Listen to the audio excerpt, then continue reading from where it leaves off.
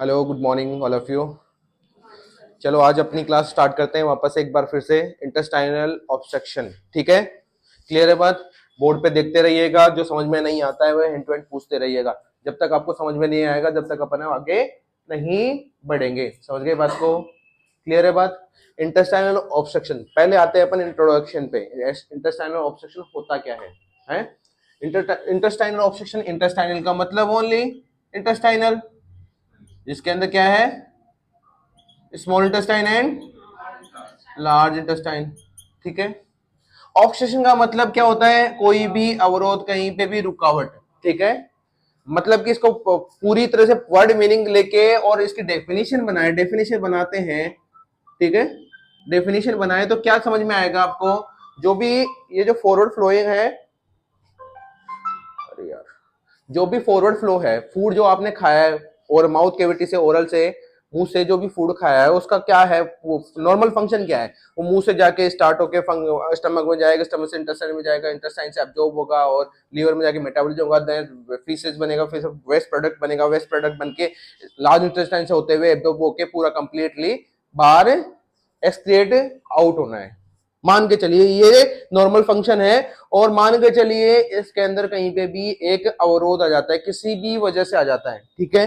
किसी भी वजह से एक अवरोध आ जाता है, इसका मतलब क्या हुआ कि जो फॉरवर्ड फ्लो हो रहा है, फॉरवर्ड फ्लो हो रहा है किसका? फूड का, ठीक है? उसको क्या, उसमें अगर ऑब्स्ट्रक्शन आ जाए तो क्या बोलेंगे उसको? इंटेस्टाइनल ऑब्स्ट्रक्शन, ठीक है? अब एक चीज, और जब मैंने आपको स्टार्टिंग में एनाटॉमी फिजियोलॉजी पढ़ा रहा था तब एक वर्ड लिया था मैंने आपको, एक प्रोपल्सन लिया था वर्ड। इस प्रोपल्सन का मतलब ही क्या है? फॉरवर्ड फ्लो है। तो अपन एक और एक टेक्निकल डेफिनेशन बनाए तो क्या हुआ? Failure in propulsion in intestine. Clear है बात?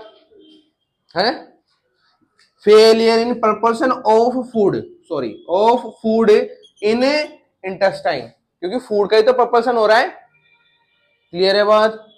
तो डेफिनेशन समझ में आई? क्लियर है बात? इतनी बात आती है भाई, अब ये अवरोध हो रहा क्यों है, ठीक है?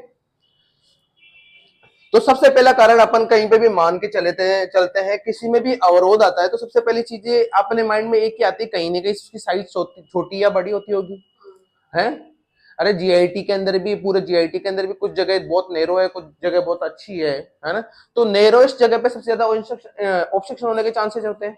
तो नेरोएस्ट जगह कौन कौन सी होती है वो देख लेते हैं एक बार, है? नेरो जगह को भी देखना है तो नेरो जगह को कैसे देखते हैं भाई? वो उसके ल्यूमन के आधार पर देखते हैं, ठीक है?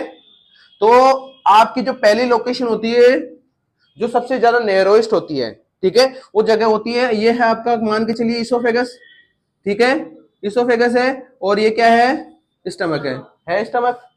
इसका एक लोअर पोर्शन होता है और एक अपर पोर्शन होता है? लोअर पोर्शन को क्या बोलते हैं? कार्डियक स्फिंक्टर, ठीक है? अपर पोर्शन को बोलते हैं अपर इसोफेजियल स्फिंक्टर बोलते हैं? तो first narrowest portion, most common, mostly सबसे नेरोएस्ट पोर्शन में कौन सा पहला आ जाता है? Upper portion of oesophagus sphincter. समझ गए बात को? अब बात आती है, एक जगह तो मिल गई, और भी जगह होती होगी, तो चलो थोड़ा सा आगे और चलते हैं। ये आ गया स्टमक, ये आ गया ड्यूडेनम, और ये आ गया जेजुनम और इलियम, ठीक है? और ये आ गई क्या आपकी? लार्ज इंटेस्टाइन, और ये क्या है आपकी? अपेंडिक्स। अपेंडिक्स, समझ गए बात को? यहां से बताने से पहले आपको एक चीज बताऊंगा मैं। दो वर्ड होते हैं, एक तो होता है प्रोक्सिमल, एक होता है डिस्टल। समझ गए बात को? एक तो होता है प्रोक्सिमल, एक होता है डिस्टल। मैंने बोला एक और इधर बोला 10, ठीक है? ये लाइन खींच दी, स्टार्टिंग पॉइंट प्रोक्सिमल और ये डिस्टल, अब मैं इसकी दिशा चेंज कर दूं, दिशा चेंज कर दूं, इधर से इधर कर दूं, इसको 1 कर दूं, इसको 10 कर दूं, तो भाई प्रोक्सिमल कौन सा होगा, डिस्टल कौन सा होगा? 1 वाला प्रोक्सिमल होगा और 10 वाला डिस्टल होगा। जिधर से स्टार्ट कर रहे हैं उसी को प्रोक्सिमल बोलेंगे। समझ गए बात को? ये दोनों वर्ड समझ में आए? जिधर से स्टार्ट करें प्रोक्सिमल, जिधर से खत्म कर रहे हैं डिस्टल। ठीक है, मान के चलिए ये वाला पोर्शन यहां से लेके यहां तक का पोर्शन पूरा इलियम है कि नहीं है? अरे है इलियम। इलियम का प्रोक्सिमल पार्ट कौन सा है? Flow of, according to flow of food या propulsion of food, according to propulsion, direction of propulsion of food. तो डायरेक्शन कैसी है? ऐसे आके ऐसे है, तो ये क्या होगा? प्रोक्सिमल, और ये हो गया डिस्टल पार्ट। ठीक है, समझ गए? अगर मैं यहां पे इलियम की जगह मैं बोल दूं टर्मिनल इलियम, बोलूं टर्मिनल इलियम, अगर मैं टर्मिनल इलियम बोलता हूं तो प्रोक्सिमल पार्ट कौन सा है और डिस्टल पार्ट कौन सा है? नहीं, टर्मिनल का मतलब होता है एंड की तरफ से, आखिरी की तरफ से, मतलब कि एक आखिरी कोना। अरे आपने वो सुना है रेलवेज के लिए, सुनते हो? मुंबई सेंट्रल टर्मिनल सुना है? टर्मिनल का मतलब होता है उसकी आगे रास्ता नहीं है, मतलब लास्ट स्टॉप है। ठीक है, क्लियर बात है? तो टर्मिनल का मतलब हो गया ये लास्ट स्टॉप। ठीक है, अब मैं बात कर रहा हूं टर्मिनल इलियम का प्रोक्सिमल पार्ट कौन सा और डिस्टल पार्ट कौन सा है? अरे जिधर से एंड हो रहा है उधर से स्टार्ट हो रहे हैं, अभी तो इधर से स्टार्ट हो रहा था, प्रोक्सिमल इधर हो गया। अब टर्मिनल इलियम कौन सा पार्ट है? ये, इसका प्रोक्सिमल पार्ट कौन सा है? इधर से डायरेक्शन ले, अगर इधर की तरफ डायरेक्शन ले तो प्रोक्सिमल पार्ट ये हो गया, डिस्टल पार्ट ये हो गया। समझ गए बात को? मेरे को जाना है इधर की तरफ, जाना है, कितना जाना है? लगभग 60 सेंटीमीटर जाना है। कहां से? Proximal to, proximal part of terminal ileum. ठीक है, proximal part of terminal ileum से या फिर एंड ऑफ इलियम से। ठीक है, इलियम से अगर 60 सेंटीमीटर बैक फ्लो की तरफ जाएंगे तो एक पोर्शन आएगा, वो उस लोकेशन को क्या बोलेंगे? Narrowest portion of, narrowest portion of small intestine. ठीक है, और लार्ज इंटेस्टाइन या फिर GIT। समझ में आया आपको? नहीं आया? देखो, आप इधर से इधर आ रहे हो, क्लियर है बात? अब आपको पता है ये रास्ता बंद। ठीक है, अब डायरेक्शन आपकी इधर है, इधर से इधर आ रहे हो, अरे इधर से इधर ही तो आ रहे हो, आ रहे हो नहीं आ रहे हो? अब इधर से रास्ता बंद है, पहुंच गए यहाँ पे, रास्ता बंद है, इधर तो जाने से रहे तुम, अब इधर वापस जाओगे तो आपका स्टार्टिंग पॉइंट ये हो गया और उधर जाना है, तो क्या हुआ? Proximal distance. समझ में आई बात? तो बात आप यहाँ पे क्या कर रहे हैं अपन? टर्मिनल इलियम के। टर्मिनल इलियम कौन सा है? उसके पीछे की तरफ 60 सेंटीमीटर जाना है। Behind the terminal ileum, behind the proximal part of terminal ilium, लगभग 60 सेंटीमीटर है ना, behind 60 centimetre behind the proximal part of terminal ilium. तो इसकी लोकेशन कौन सी हो जाएगी? अगर नाम लिखे, इसका नैरोएस्ट पार्ट का नाम लिखे तो बिहाइंड, बिहाइंड या बिफोर। ठीक है, कंफ्यूज नहीं होना है। 60 centimetre to proximal part of terminal ileum. समझ गए? सेकेंड नैरोएस्ट जगह कौन सी हो गई? बिहाइंड या before the 60 centimetre to proximal part of terminal ileum. Clear है बात? अरे क्लियर है बात?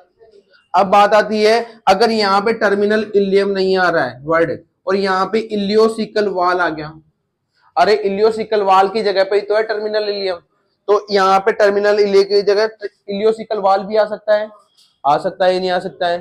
ठीक है, अरे यहाँ पे टर्मिनल इलियम और इलियोसिकल वाल दोनों ही नहीं आ रहे हैं, तो वहां पे क्या आएगा? एंड पार्ट ऑफ इलियम हो सकता है, proximal to end part of ileum, तीनों मतलब एक ही है।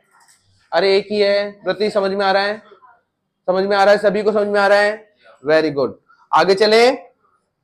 अब दो पोर्शन तो आ गए, अरे दो मोस्ट कॉमन जगह मिल गई आपको। पहले तो क्या है,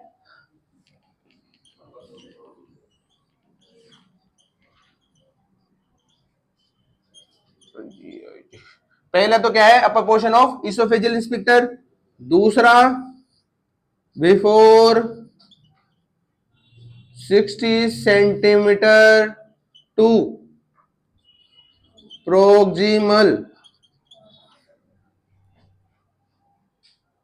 है, प्रोक्सिमल, आगे बोलो, proximal part of terminal ileum. समझ गए बात को? या फिर इलियोसिकल वाल्व। समझ गए? क्लियर है बात? ठीक है। अब अपन को दो लोकेशन मिल गई नैरोएस्ट। भाई और भी तो होती है, चलो पकड़ लेते हैं उनको भी। तो नेक्स्ट तीसरी नैरोएस्ट जगह आती है भाई, जो वहां पे ये कहां पे ये सीकम से जुड़ती है। कहां जुड़ती है? इलियम सीकम से जुड़ती है, तो वहां पे आता है इलियोसिकल वाल्व है। तो जो इलियोसिकल वाला जो कनेक्शन है, इलियोसिकल वाल्व वाला जो कनेक्शन है, वो थर्ड मोस्ट नैरोएस्ट लोकेशन होती है जीआईटी के अंदर। ठीक है, तो थर्ड मोस्ट लोकेशन कौन सी हो गई? अरे कौन सी हो गई? Ileocaecal valve. क्लियर है बात? Ileocaecal valve. समझ में आई बात? क्लियर है? क्लियर है? आगे चले। नीलम समझ में आ रहा है? नहीं आ रहा है? क्यों लेट आए हो? ओके, लेट आए हो, कोई ना, क्लास के बाद में। ठीक है।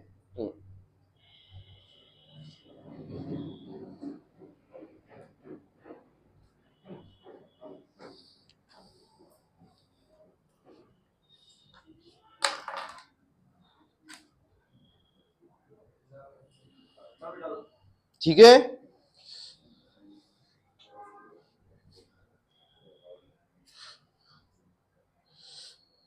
अब एक चीज और बताता हूं, ठीक है, इसी से रिलेटेड एक चीज और बताता हूं। जो 60 सेंटीमीटर वाला पोर्शन बताया मैंने, ठीक है, ये आ गया क्या? इलियोसिकल वाल्व है। अब मैं यहाँ पे बिफोर या बिहाइंड ना लिख के एक सीधा सीधा बोलूं कि इलियोसिकल वाल्व के से 60 centimetre towards 60 centimetre towards proximal part of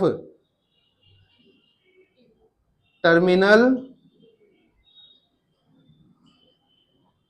ilium. कोई अलग चीज है क्या? एक ही चीज है, तो उसी के साथ इसको भी नोट कर लो, बिफोर बिहाइंड को भी हटा के, या फिर उसके कंबाइंडली में। समझ गए बात को? है? हाँ, हाँ, ठीक है, कंफ्यूज नहीं होना है बिल्कुल भी। क्लियर है बात? चलो आ जाते हैं आगे, मिटा दो इसको। ये आपका बहुत इंपॉर्टेंट टॉपिक है, इससे बहुत सारी चीजें आपको कोरिलेट करके आपको समझनी होगी। ठीक है, ठीक है। अब मैंने 3 लोकेशन आपको नैरोएस्ट बता दी। अब इनमें भी सबसे ज्यादा चांसेस किसी न किसी के तो होते होंगे भाई, इनमें से भी सबसे ज्यादा नैरोएस्ट जगह होगी। ऐसे तो है नहीं कि मैंने लाइन वाइज से बताई है, तो इसमें भी आती है। देखो, सबसे नैरोएस्ट कौन सी होती है? 60 centimetre proximal to terminal ileum. ये मोस्ट कॉमन नैरोएस्ट है, फर्स्ट नैरोएस्ट पार्ट है जीआईटी का। ठीक है, क्लियर है बात? हाँ, अरे क्लियर है बात? सेकंड मोस्ट, सेकंड मोस्ट कौन सा है? अरे इलियोसिकल वाल्व।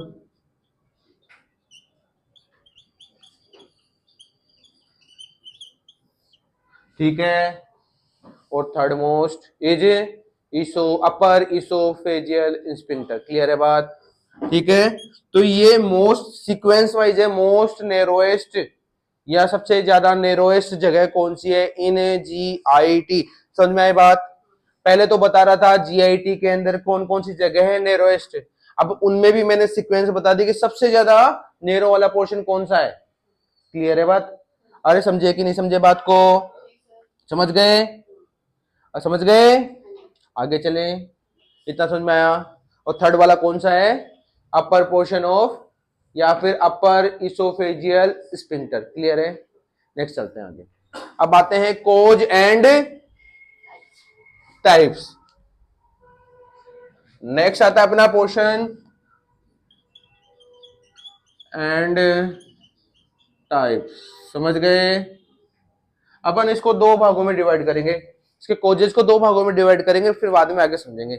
एक को ले लेते हैं मैकेनिकल और एक को ले लेते हैं नॉन मैकेनिकल। दो टाइप्स होते हैं, एक तो मैकेनिकल एंड दूसरा नॉन मैकेनिकल। ठीक है, पहला आता है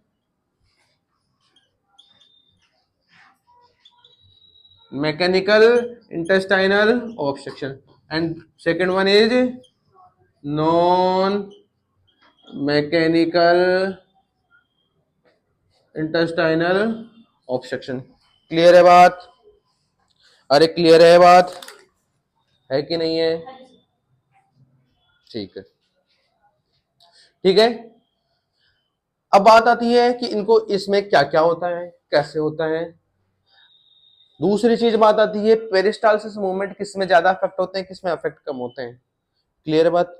है तो अगर अपन, मैं क्या बोलता हूं, किसी में पैरालिसिस कर दूं, ठीक है, पैरालिसिस कर दूं तो मतलब वहां पे कोई मैसेज ही नहीं है नर्व्स का, है कोई मैसेज ही नहीं, नर्व का नहीं है, ब्लड सप्लाई का नहीं है, इसका मतलब सबसे ज्यादा इफेक्ट क्या होगा? पेरिस्टालसिस मूवमेंट अफेक्ट होगा। है अगर पेरिस्टालसिस मूवमेंट अफेक्ट हो गया मतलब बंद हो गया तो उसको बोलते हैं पैरालाइटिक इलियस। बोलते हैं नहीं बोलते हैं? सुना है वर्ड नाम? है तो इसको नॉन मैकेनिकल को क्या बोलेंगे? Also known as paralytic ileus. ठीक है, अरे क्लियर बात है? क्लियर है? ठीक है, इसको ऑल्सो क्या बोलते हैं? Non dynamic intestinal obstruction. तो इसको नॉन बोलेंगे तो इसको क्या बोलेंगे? Dynamic intestinal obstruction. क्लियर है बात? है क्लियर है बात? चले आगे, हैं हैं चले क्या आगे? चलो चलते हैं आगे फिर। तो भाई ये इंटेस्टाइनल ऑब्स्ट्रक्शन हो रहा है आपके, इंटेस्टाइनल ऑब्स्ट्रक्शन हो रहा है आपके, कौन सा मैकेनिकल वाला हो रहा है, कौन सा नॉन मैकेनिकल वाला हो रहा है। अरे इसमें भी क्या क्या होता है, हैं पार्ट मैटर करता है कि नहीं करता है, किसमें भी कैसा होता है, मैं नाम लिखवाने से थोड़ा ना हो जाएगा। तो भाई अपन पहले पढ़ते हैं क्या? मैकेनिकल वाला पोर्शन पढ़ते हैं कि मैकेनिकल्स में, मैकेनिकल इंटेस्टाइनल ऑब्स्ट्रक्शन में होता क्या है। क्लियर है बात? तो पहली हेडिंग डाल लो, mechanical, mechanical intestinal obstruction and also known as dynamic intestinal obstruction। Clear है बात? तो इसमें पहला आ जाता है, पहला कोज आ जाता है ट्यूमर। क्लियर है बात? ठीक है, और ट्यूमर की बात करते हैं, ट्यूमर एक कोई भी एक सेल ग्रोथ हो जाती है, ऑब्नॉर्मल सेल ग्रोथ, कहीं पे भी एक ग्रोथ हो जाती है। तो कहीं पे भी क्यों करनी है? इसमें तो सिर्फ इंटेस्टाइन में करनी है। अरे इंटेस्टाइन में करनी है, उस इंटेस्टाइन की वजह से, इंटेस्टाइन में इस ट्यूमर की वजह से, ये आपकी नॉर्मल इंटेस्टाइन है, इस ट्यूमर की यहाँ पे कोई इस एपिथेलियल लेवल लेयर पे एक ट्यूमर हो गई, जिसकी वजह से ये जो फॉरवर्ड फ्लो ऑफ फूड हो रहा था, प्रोपल्सन ऑफ फूड हो रहा था, इसमें अवरोध आएगा कि नहीं आएगा? आएगा। तो यहाँ से पहले इतना फूड जा रहा था, अब धीरे धीरे जैसे ब्लॉक होता जाएगा और ये एंड में बिल्कुल बंद हो जाएगा। तो ट्यूमर की वजह से इंटेस्टाइनल ऑब्स्ट्रक्शन हुआ कि नहीं हुआ? तो और दूसरी चीज, एज के हिसाब से ट्यूमर होने के चांसेस बढ़ जाते हैं। ठीक है, ये रिसर्च बताती है, ये रिसर्च जब करते हैं तो ओल्ड एज में, है ओल्ड एज में अगर इंटेस्टाइनल ऑब्स्ट्रक्शन हो रहा है तो उसका मोस्ट कॉमन कारण क्या है? ट्यूमर। लिखते जाइएगा, ऐसे ऐसे के क्वेश्चन डायरेक्ट आते हैं, हर एग्जांपल से एक एक क्वेश्चन आते रहेंगे। क्लियर है बात? अरे समझ में आई बात? आई?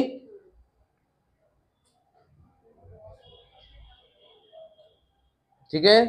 अब बात आ गई ओल्ड एज में तो, है।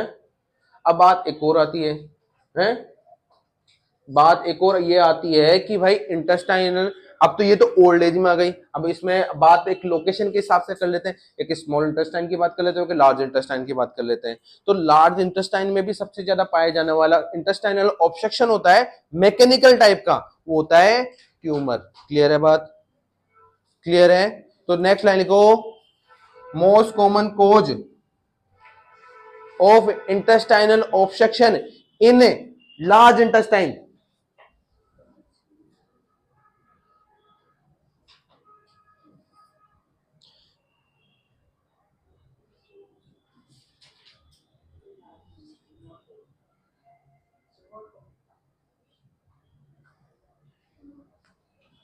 ठीक है,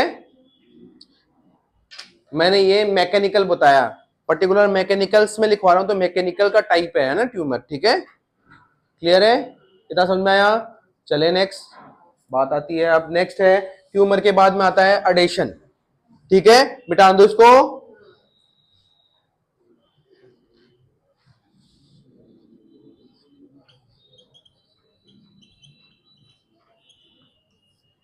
अडेशन, ADHESSION।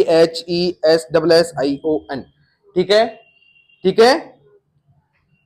एडिशन का मतलब होता है जो एपिथेलियल लेयर होती है एपिथेलियल लेयर होती है उसका डैमेज होना। एडिशन का मतलब होता है एपिथेलियल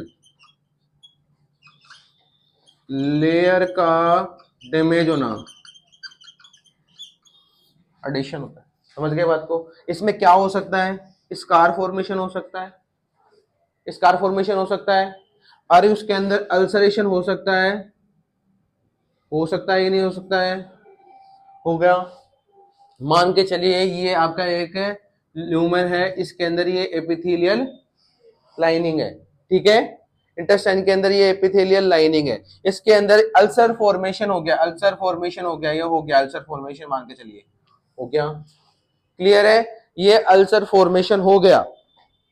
ठीक है, अब भाई वो हील तो हो गई है, वो हील होने की प्रोसेस को बोलते हैं फाइब्रोसिस। टिश्यू की हील होने की प्रोसेस को फाइब्रोसिस बोलते हैं। ठीक है, जो डैमेज टिश्यू है, अरे जिन टिश्यूज का अल्सरेशन हुआ है, जिन टिश्यूज का स्कार फॉर्मेशन हुआ है, अब उनको अब हील भी तो करना है। करोगे कि नहीं करोगे? अरे हील करोगे तो वो हील कौन सी प्रोसेस होगी? फाइब्रोसिस। फाइब्रोसिस में क्या होता है, जो भी आपके क्या होते हैं, ये जैसे मान के चलिए ये आपका टिश्यू है जो डैमेज है, अब ये आपको हील करवा रहा है, तो इसकी हीलिंग प्रोसेस कैसे होगी? क्रॉस फॉर्मेशन होंगे, क्रॉस में होगी। अरे इधर वाले इधर से जुड़ जाएंगे, इधर वाले इधर से जुड़ जाएंगे, पास पास में ही तो है दोनों ल्यूमन, है कि नहीं है? है। तो चांसेस पूरे पूरे बनते हैं कि नहीं बनते हैं? बनते हैं कि नहीं बनते हैं? तो क्या हुआ? फाइब्रोसिस ऑफ टिश्यू हुआ कि नहीं हुआ? मतलब कि हीलिंग ऑफ टिश्यू हुई कि नहीं हुई? है। अब टिश्यू ऑफ हीलिंग हुई तो इस पोर्शन जो, अब अगर ऐसे जो क्रॉस मैचिंग में अगर कोई जुड़ता है, कोई टिश्यू जुड़ते हैं, कोई टिश्यू हील होते हैं, तो उस प्रोसेस को, उस जिस हिसाब से जो जुड़ते हैं उसको बोलते हैं स्ट्रक्चर। क्लियर है बात? आपके पास पहला वर्ड आया फाइब्रोसिस। फाइब्रोसिस का मतलब है टिश्यू हीलिंग आफ्टर अल्सरेशन और स्कार फॉर्मेशन। कौन से tissue? Epithelial tissues, epithelial lining है जिसपे अल्सर फॉर्मेशन हो रहा है, जिसकी एडिशन की वजह से हो रहा था। क्लियर है बात? अब उनका फाइब्रोसिस हुआ, तो फाइब्रोसिस के अंदर क्या हुआ? टिश्यू हीलिंग हुई। किस प्रोसेस से हुई? स्ट्रक्चर प्रोसेस से हुई। क्लियर है बात? स्ट्रक्चर का मतलब क्या? मतलब cross connection between tissues. Clear है? Healing tissue. इतना समझ में आया? अरे इतना समझ में आया आप लोगों को? आगे चले। ठीक है, आगे चले। अब आपका स्ट्रक्चर फॉर्मेशन हुआ, स्ट्रक्चर फॉर्मेशन हुआ, तो क्या हुआ? Cross connection of,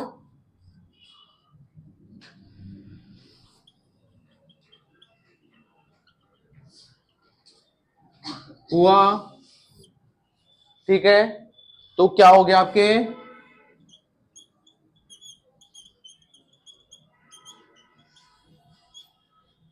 cross connection की वजह से क्या मिला आपको? Intestinal obstruction. तो अडेशन का मतलब समझ में आया? समझ में आया क्या हुआ? अडेशन में क्या होता है? अडेशन में क्या होता है? कोई भी एपिथेलियल लाइनिंग में डैमेज या स्कार या फिर अल्सरेशन हो जाता है, ठीक है, तब क्या होता है? वहां पे हीलिंग प्रोसेस होती है। किस प्रोसेस से? फाइब्रोसिस प्रोसेस से। जब फाइब्रोसिस ऑफ टिश्यूज होता है तो क्या हुआ है, क्या होता है? वो क्रॉस कनेक्शन की में आपस में जुड़ते हैं वहां के टिश्यूज, उसको बोलते हैं स्ट्रिंक्चर, ठीक है। वो स्ट्रिंक्चर में क्या हुआ? क्रॉस कनेक्शन के साथ वो टिश्यू आपस में जुड़े और आखिरी में जाके वहां पे क्या करा? ऑब्स्ट्रक्शन, अडेशन क्रिएट करवा दिया। समझ गए बात को? क्लियर है बात? तो सेकंड पोर्शन ऑफ एडिशन समझ में आया? मिटा दूं? एडिशन का मतलब समझ में आया? सभी को आया है? तो आफ्टर नॉर्म पहले कैसे पहले कैसे थी? एक ल्यूमन ऐसे थी। आफ्टर एडिशन कैसे हुई? ऐसे हुई कि नहीं हुई? तो ये अच्छा कि ये अच्छा? ये अच्छा। इंटेस्टाइनल का ऑब्स्ट्रक्शन में ऐसा। तो ये कौन सी कंडीशन क्रिएट हो गई? Intestinal obstruction. समझ गए बात को? तो लिखो इसमें most common cause of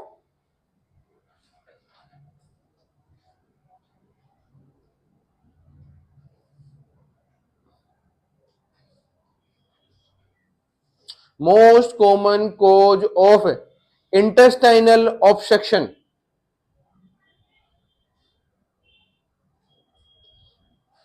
most common cause of intestinal obstruction is adhesion. ठीक है, लिख लिया? नेक्स्ट लिखिए इसी में, most common cause of small intestinal obstruction. अभी पहले इंटेस्टाइन लिखा था, अब स्मॉल इंटेस्टाइन, तो उसमें भी क्या है? अडेशन। क्लियर है बात? आगे चलें? चलो फिर आगे चलते हैं, ठीक है। अब नेक्स्ट आता है आपका तीसरा पोर्शन,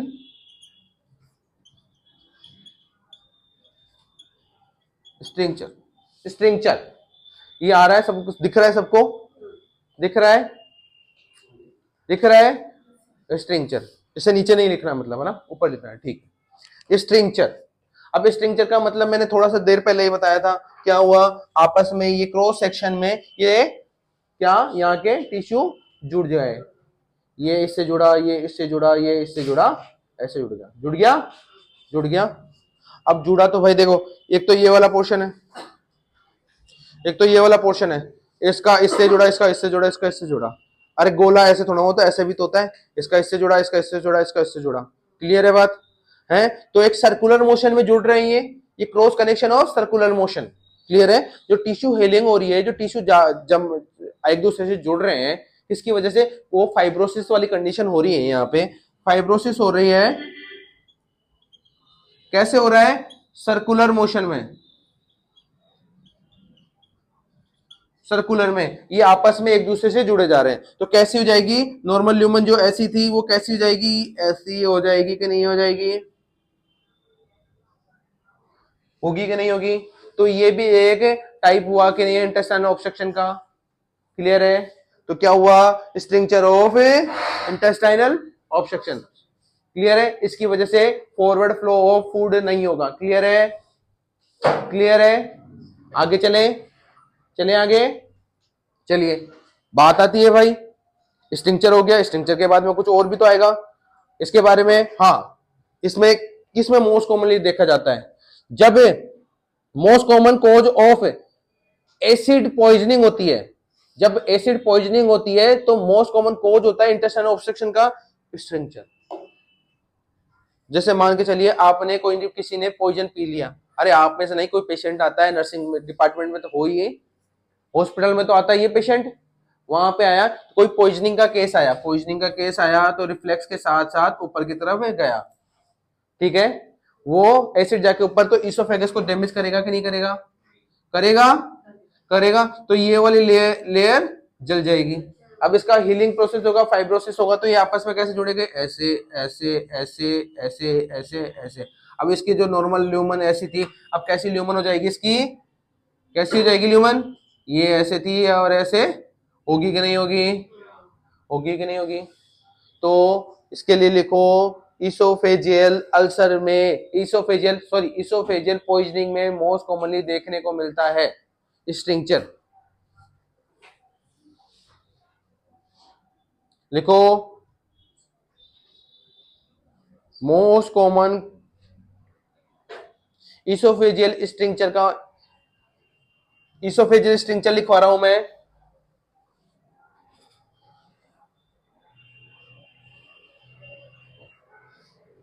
अगर इसोफेजियल स्टिंक्चर पाया जाता है किसी में तो उसका मोस्ट कॉमन कारण क्या है? इसो पॉइजनिंग। ठीक है, क्लियर है? अगर मोस्ट कॉमन कारण क्या होगा? Oesophageal poisoning. क्लियर है? अब बात आती है इंटेस्टाइन ऑब्स्ट्रक्शन। एक चीज सुन लो, स्टिंक्चर बता रहा था, फाइब्रोसिस बता रहा था, इसके अंदर सर्कुलर मोशन के अंदर हीलिंग हो गई। ठीक है, अब बात आती है स्टिंक्चर मोस्ट कॉमनली देखने को कहां मिलता है? और बात आती है ऑब्स्ट्रक्शन स्टिंक्चर के अंदर, बात आती है तो वो कहां पे देखने को मिलता है? इसोफेजिस की पॉइजनिंग होती है तब। क्लियर है बात? अब बात आती है, अपन जो टॉपिक पढ़ रहे हैं उसकी बात कर रहे हैं। अब उस टॉपिक में स्टिंक्चर सबसे ज्यादा कॉमनली कहां देखने को मिलता है? तो एक वर्ड लिखवाता हूं मैं आपको, क्रोन्स डिजीज।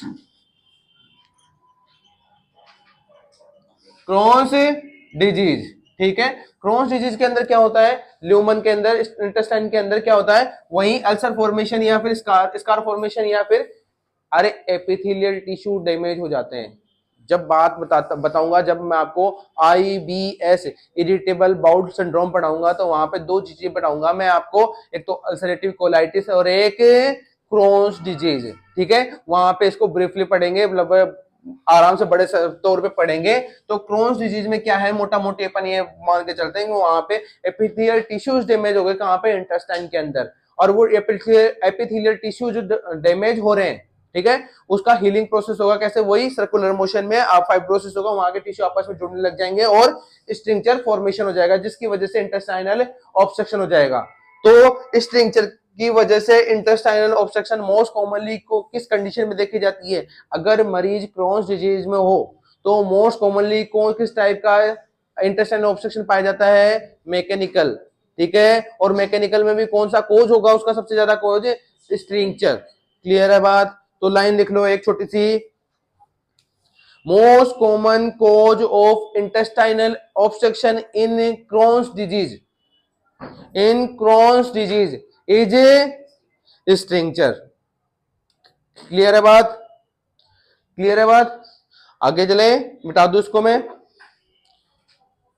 मिटा दू क्या?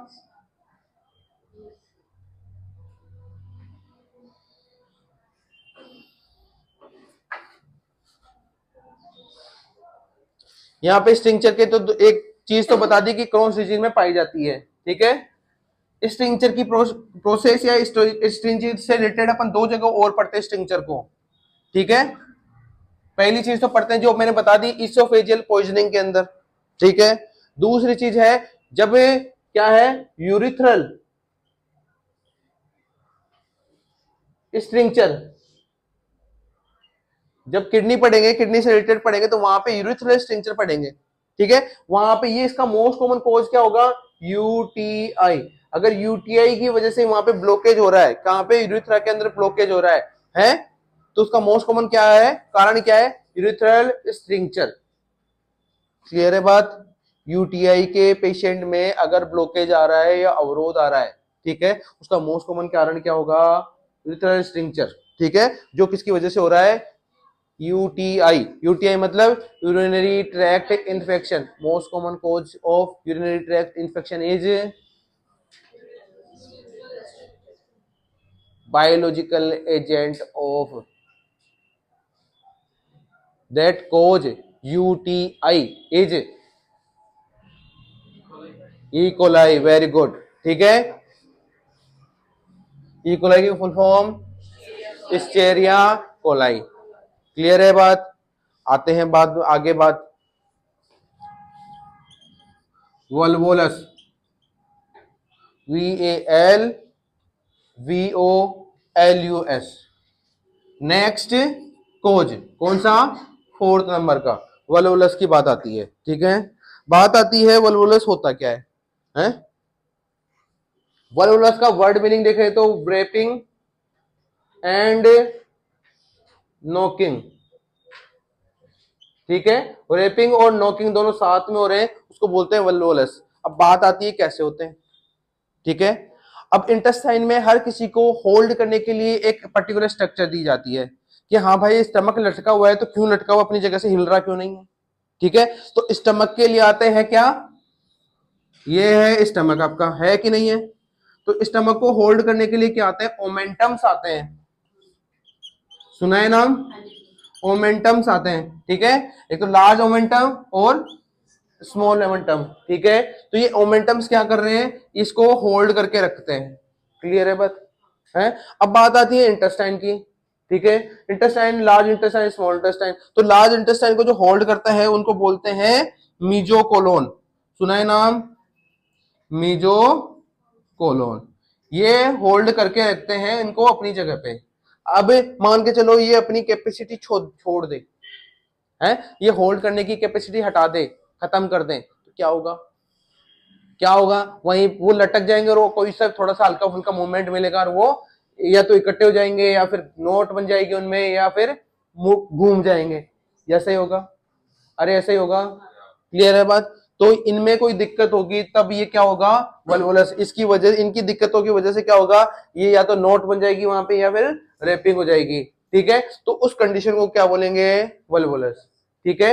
अगर ओमेंटम में गड़बड़ी आ रही है, ओमेंटम में गड़बड़ी आ रही है, तो स्मॉल इंटेस्टाइन और लार्ज इंटेस्टाइन के साथ क्या ब्लॉक होगा, स्टमक, क्योंकि स्टमक के ओमेंटम की वजह से होल्ड था और वो लटक जाएगा और इनके राउंड मोशन में फंस जाएगा, जिसकी वजह से ब्लॉकेज होगा कि नहीं होगा, क्लियर है बात। अब बात आती है मीजोकोलोन की। अरे लार्ज इंटेस्टाइन को कंप्लीटली होल्ड करके या फिर मूवमेंट करने के लिए क्या है, मीजोकोलोन, मीजोकोलोन रेस्पॉन्सिबल होती है। पूरी लार्ज इंटेस्टाइन के लिए कौन रेस्पॉन्सिबल होती है, मीजोकोलोन होती है, एक्सेप्ट सिग्मोइड कोलोन, ठीक है, sigmoid colon except sigmoid colon, clear है बात। तो इसलिए वल्वोलस की वजह से इंटेस्टाइनल ऑब्स्ट्रक्शन होने के चांसेस कहां पे है सबसे ज्यादा, सिग्मोइड कोलोन, क्लियर है बात। तो मोस्ट कॉमन सिग्मोइड कोलोन, तो इसका मतलब क्या है, मोस्ट कॉमन सिग्मोइड कोलोन का ऑब्स्ट्रक्शन किस वजह से होता है, वो वल्वोलस, समझ में आई बात, क्लियर है, समझ में आई बात। नेक्स्ट कारण लिखो, नोटिंग, नोकिंग, अरे नोकिंग, पांचवा कारण नोकिंग। नोकिंग का मतलब गांठ बन जाना, और गांठ भी ऐसी पूरे 360 लेवल पे गांठ बन रही है जिससे उस ऑर्गन की लोकेशन ही चेंज हो रही है, क्लियर है, जिसकी वजह से इंटेस्टाइनल ऑब्स्ट्रक्शन होगा, ठीक है। और उसको क्या बोलेंगे, नोकिंग, क्लियर है बात, क्लियर है, क्लियर है। नेक्स्ट आता है इंटूससेप्शन, समझ में आ रहा है आपको सबको, इंटूससेप्शन, इंटूससेप्शन का मतलब होता है एक पाइप है, एक मान के चलिए एक पाइप है, अरे इंटेस्टाइन को मान लीजिए ये है इंटेस्टाइन, ये अपनी मसल स्टोन खो देती कोई एक पोर्शन से, मान के चलिए वो पोर्शन, ये वाला पोर्शन जहां से मैं हिला रहा हूं, यहां से अपनी मसल टोन खो दी, मसल टोन खो दी, तो यहाँ पे मसल बिल्कुल लूज लूज पड़ गई, तो क्या होगा, वो मसल एक दूसरे के ऊपर रेप कर जाएगी, इस कंडीशन को क्या बोलोगे, इंटूससेप्शन। अब इसको रेप करी तो इधर वाला पोर्शन अंदर की तरफ जाएगा कि नहीं जाएगा, जिसकी वजह से ब्लॉकेज होगा कि नहीं होगा। दूसरी चीज, अगर मसल टोन खत्म हो रही है तो वहां पे पेरिस्टालसिस मूवमेंट भी अफेक्ट होंगे, तो वहां पे मेरिस्टालसिस मूवमेंट भी नहीं होगा, जिसकी वजह से फूड आगे फॉरवर्ड फ्लो नहीं होगा, ठीक है। तो नेक्स्ट कारण है इंटूससेप्शन, किसका, मैकेनिकल इंटेस्टाइनल ऑब्स्ट्रक्शन का। सभी को समझ में आ रहा है, आ रहा है। नेक्स्ट चलो, नेक्स्ट चलो,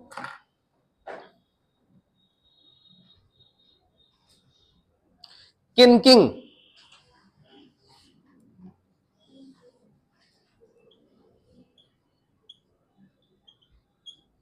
एक मैंने बताया था नोटिंग और एक किनकिंग। किनकिंग का मतलब होता है मरोड़ना, ठीक है। इसमें ओनली एंगल चेंज होता है, ऑर्गन का डिस्प्लेसमेंट नहीं होता है। इसके अंदर एंगल भी चेंज हो रहा है, 360 पे हो रहा है। दूसरी चीज इसके अंदर क्या हो रहा है, और देख लोकेशन भी चेंज हो रही है। दोनों में डिफरेंस समझ में आया? आया समझ में? वापस से बताओ, दो वर्ड बताए थे मैंने, एक तो नोटिंग और एक किनकिंग है। नोटिंग में मैंने ये बताया था कि 360 एंगल पे नोच बनेगी, अरे गांठ बनेगी, ठीक है। साथ में जिसकी वो गांठ बन रही है, जिस ऑर्गन की गांठ बन रही है, उससे उस ऑर्गन की लोकेशन चेंज होगी, ठीक है। उस लोकेशन की, उसके ऑर्गन की लोकेशन में थोड़ा सा बदलाव हो जाएगा। लेकिन किनकिंग में ऐसा देखने को नहीं मिलता है। नोच तो बनती है, उसका एंगल भी बदलता है, एंगल भी बदलता है। प्रॉपर 360 नहीं मिलता है, लेकिन एंगल बदल जाता है नो किनकिंग के अंदर। लेकिन जो ऑर्गन है उसकी लोकेशन पे कोई अफेक्ट नहीं होता है। दोनों में डिफरेंस समझ में आया?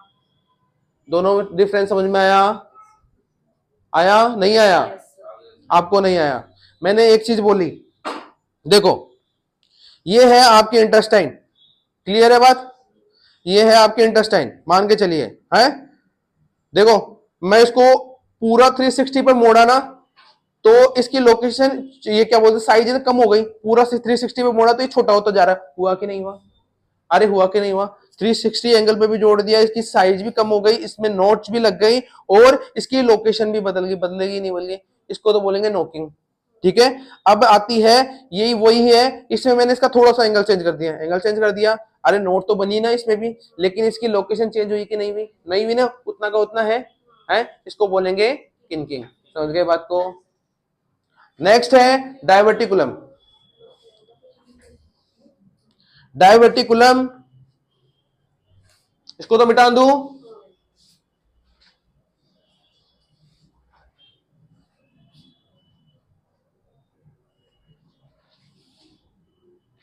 कौन सा नंबर है, 7वां या 8वां?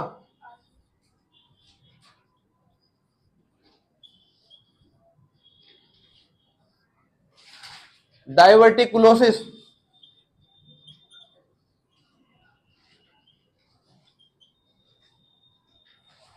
डायवर्टिकुलम, डायवर्टिकुलोसिस, ठीक है।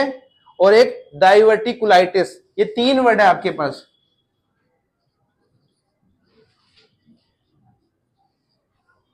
ठीक है। क्लियर है बात? अब आ जाती है डाइवर्टिकुलम क्या होता है, ठीक है। डाइवर्टिकुलम का मतलब होता है एक स्कार्व सेक बनता है इंटेस्टाइन के अंदर। अगर कोई सेक का बनना या सेक जो बन रहा है, इस सेक को क्या बोलेंगे? डायवर्टिकुलम। क्लियर है बात? ये क्यों बनेगा? अरे यहाँ की मसल्स जो टोन है वो लॉस हो गई, जिसकी वजह से ये फैल गया। क्लियर है बात? क्लियर है? ठीक है। बात आती है भाई, डाइवर्टिकुलोसिस क्या होता है? अरे इसको बनने की जो प्रोसेस है, प्रोसेस इसकी बनने की जो प्रोसेस है, अरे कैसे कैसे बन रहा है, उस प्रोसेस को क्या बोलेंगे? डाइवर्टिकुलोसिस। क्लियर है बात? अरे क्लियर, क्लियर बात है? समझ गए? इतना उतारो, फिर तीसरा बताता हूं।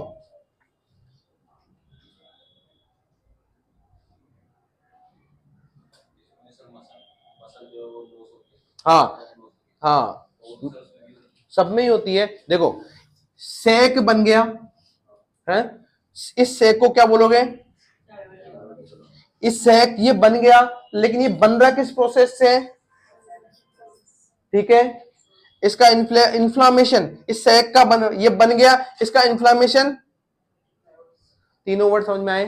तो पहले इसमें लिखो sac in intestine, process of sac formation in intestine, inflammation of sac of intestine. Clear है? या इन्फ्लामेशन ऑफ डाइवर्टिकुलम। क्लियर है? तीनों वर्ड समझ में आए? नेक्स्ट चले आगे, आगे चले।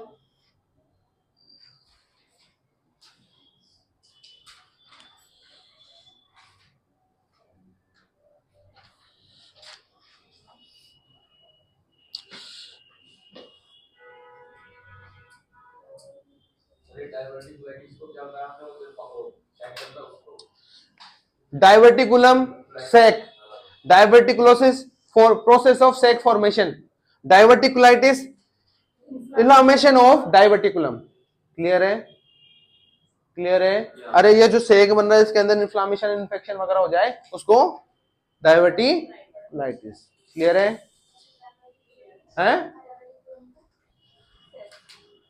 इस सेक को डायवर्टिकुलम, इस सेक की बनने की प्रोसेस को डायवर्टिकुलोसिस, इस सेक में इंफेक्शन और इन्फ्लामेशन हो जाए तो आप समझ में आया? क्लियर है? चले आगे.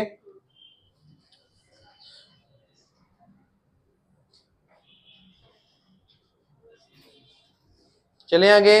नेक्स्ट आता है कोज. क्या है? Gall bladder stone. इसी में गोल ब्लेडर स्टोन जिसकी वजह से भी इंटेस्टाइनल ऑब्स्ट्रक्शन हो सकता है. अरे होगा कि नहीं होगा?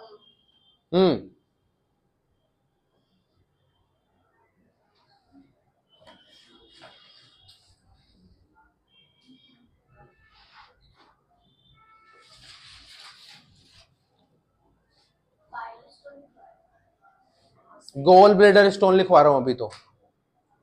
अरे bile stone gall bladder stone दोनों एक ही बात है. ठीक है? गोल ब्लेडर स्टोन में किसकी स्टोन बनती है? बाइल की तो स्टोन बनती है. लिखो दोनों चीज एक ही बात है. ठीक है? जीबी स्टोन या फिर बाइल स्टोन या फिर गोल स्टोन. ठीक है? जीबी स्टोन नहीं, सॉरी, गोल स्टोन. जीबी स्टोन का मतलब गोल ब्लेडर के अंदर स्टोन. तो गोल ब्लेडर के अंदर स्टोन नहीं, उससे नहीं होगा. गोल स्टोन मतलब बाइल की स्टोन. ठीक है? क्लियर है बात? अब आपके इंटेस्टाइन में बाइल आ रहा है, आ रहा है ही नहीं आ रहा है. मान के चलिए उस बाइल की स्टोन बन जाती है तो वो इस बाइल स्टोन इंटेस्टाइन के अंदर मूवमेंट करेगी कि नहीं करेगी? अरे करेगी ना. फॉरवर्ड फ्लो तो करेगी ही करेगी. अब उसकी साइज अगर उस जो मैंने नेरोस पार्ट है उससे कम ज्यादा बना दी, उस अगर उस बाइल स्टोन की साइज उस नेरोड पार्ट से ज्यादा हुई तो वो कहीं वहां पे जाके ब्लॉकेज करेगी कि नहीं करेगी? ब्लॉकेज करेगी. तो ब्लॉकेज की वजह से क्या होगा? इंटेस्टाइनल ऑब्स्ट्रक्शन होगा. किसकी वजह से? स्टोन की वजह से. क्लियर है बात? ठीक है? तो वो क्या होगा? गोल स्टोन या बाइल स्टोन की वजह से इंटेस्टाइनल ऑब्स्ट्रक्शन. क्लियर है बात? है? नेक्स्ट आती है बेरोलिथ. बेरोलिथ. नेक्स्ट है 10वां नंबर बेरोलिथ. बेरोलिथ का मतलब होता है बेरिलियम स्टोन. बेरिलियम सल्फेट की स्टोन कब बनती है? जब कोई अपन एक ग्राफिकल एक्सरे करते हैं. कोई अपन को क्या है, एक एक्सरे लेना है जिसके अंदर कैसा एक रेडियो एक्टिव पदार्थ अपन को इंजेक्शन करवाना होता है. किसका, किसके लिए करवाना होता है? इंटेस्टाइन के एक विजुअलाइजेशन करने के लिए. कैसा विजुअलाइजेशन? एक्सरे, ग्राफिकल रिप्रेजेंटेशन या फिर नॉट ग्राफिकल, इसे इमेजनरी रिप्रेजेंटेशन करना होता है. तो अपन क्या करते हैं? ओरली उसको बेरियम सल्फेट खिलाते हैं. ठीक है? अगर अगर बेरियम सल्फेट खिलाते हैं तो मान के चलिए ये आपका पूरा इंटेस्टाइन है. मान के चलिए इंटेस्टाइन है तो ये जहां जहां पे बेरिलियम सल्फेट जाएगा, जहां जहां पे जाएगा वहां वहां पे अपना छोड़ेगा. अरे अपने अणु एटम छोड़ेगा कि नहीं छोड़ेगा? छोड़ेगा नहीं छोड़ेगा? तो अपन इसका एक्सरे करेंगे. एक्सरे करेंगे तो अपन को वो चमकती हुई स्ट्रक्चर दिखाई देगी. दिखाई देगी कि नहीं दिखेगी? दिखने के बाद में अब इसको रिमूव भी तो करना है. करना ही नहीं करना है. तो ये रिमूव, अगर इसका कुछ पार्ट यहाँ पे रह जाता है तो वो सारे एटम्स आपस में जुड़ के वहां पे एक बेरिलियम स्टोन फॉर्मेशन करती है जिसकी वजह से भी ऑब्स्ट्रक्शन हो जाता है. तो मतलब बेरोलिथ कब होगी? एक ये डायग्नोस्टिक इवोल्यूशन टेस्ट है जिसकी वजह से, जिसके साइड इफेक्ट क्या है? Intestinal obstruction. समझ में आया बेरोलिथ की वजह से कैसे हुआ? क्लियर है? आगे चले. ठीक है? अब आपको कुछ टॉपिक्स पॉइंट्स लिखने हैं कोजेटिव एजेंट से रिलेटेड. कैसे कैसे कोज कर रहा है. ठीक है? ठीक है? सॉरी, कैसे कैसे कोज नहीं कर रहा है, कोज कैसे कैसे कर रहा है वो मैंने बता दिया. आपको ये लिखना है कि मोस्ट कॉमन कोज किसके लिए कौन सा है. ठीक है, कहां पे मोस्ट कॉमनली किसकी वजह से क्या पाया जाता है, ठीक है, लिखो।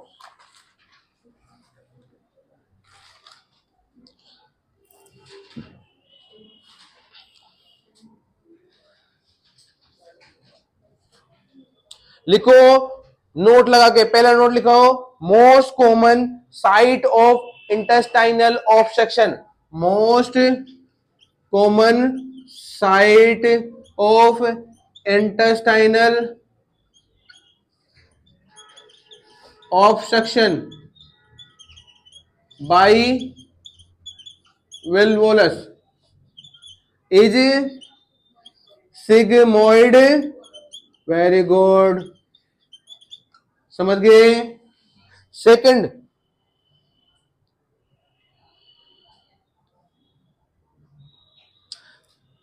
Most common site of intestinal obstruction by volvulus is sigmoid colon. इसमें देखने को क्या मिला, अरे यहाँ की मसल्स के क्या हुआ है, हाँ, जिसकी वजह से क्या हुआ, वहां की मसल्स रिलैक्स हो गई, लूज हो गई और रैप हो गई और उनमें नॉकिंग हो गई, क्लियर है बात, जिसकी वजह से क्या हुआ, सिग्मोइड कोलोन में इंटेस्टाइनल ऑब्स्ट्रक्शन आ गया, क्लियर है बात। Next, most common cause, most common एक पॉइंट लगा के लिखो, most common cause of intestinal obstruction by by नहीं, sorry, in infant, most common site for, most common, sorry एक बार वापस रिपीट करता हूं, most common cause of intestinal obstruction in infants, most common cause of intestinal obstruction in infant is इंट्यूससेप्शन,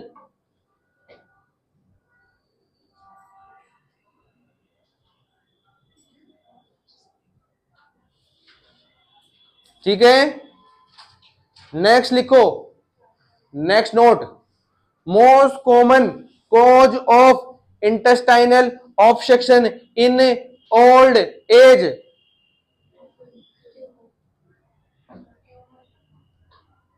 tumour,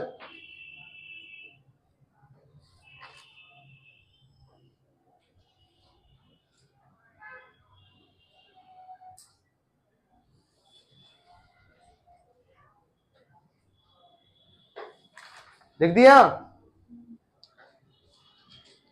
next लिखो, most common site of intestinal obstruction by diverticulitis, diverticulitis की वजह से सबसे ज्यादा कहां पे देखने को मिलता है, large colon, large colon, clear है बात, क्योंकि सैक वहीं पे बनते सबसे ज्यादा।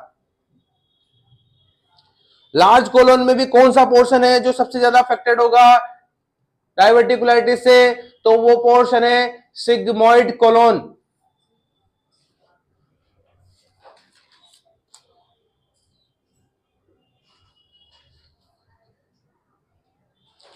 क्लियर है बात।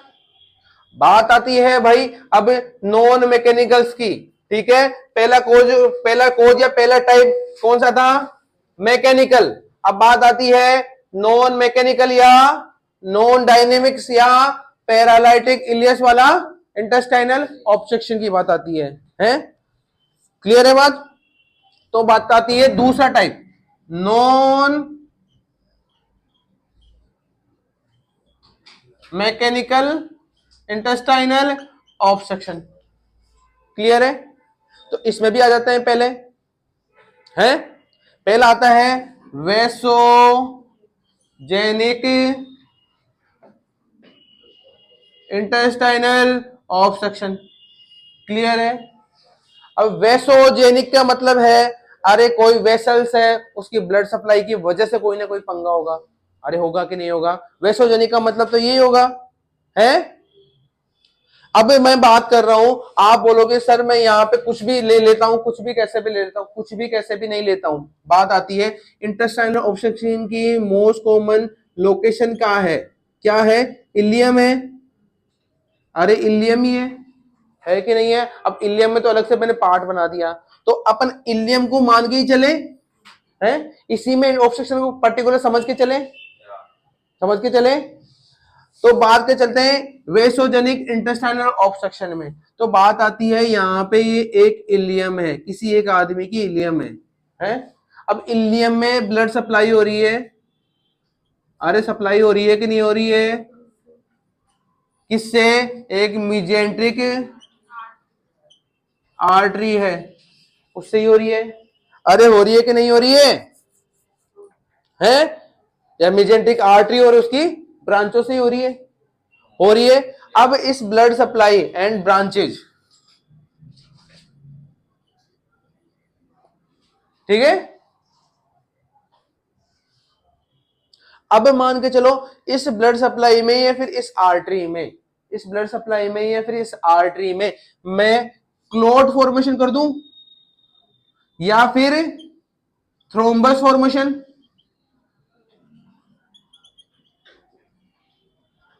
अरे क्लॉट फॉर्मेशन या थ्रोम्बस फॉर्मेशन कर दूं, कोई दिक्कत है? अरे करके देख लो एक बार, है? करके देख लो, दर्द होता है, ठीक है। इसकी क्लॉट फॉर्मेशन की क्या वजह से क्या हुआ? अरे ब्लॉकेज आया कि नहीं आया? आया। किसमें? उस आर्टरी में ब्लॉकेज हुआ कि नहीं हुआ?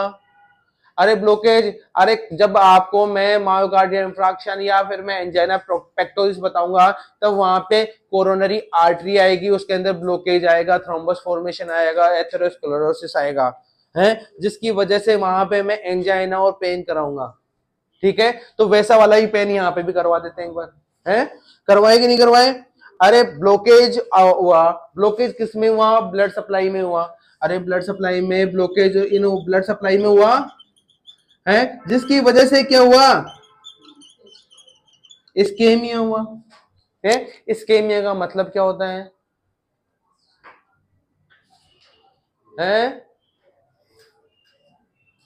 कौन बताएगा मेरे को इस्केमिया का मतलब? बहुत छोटा सा वर्ड है, बताओ।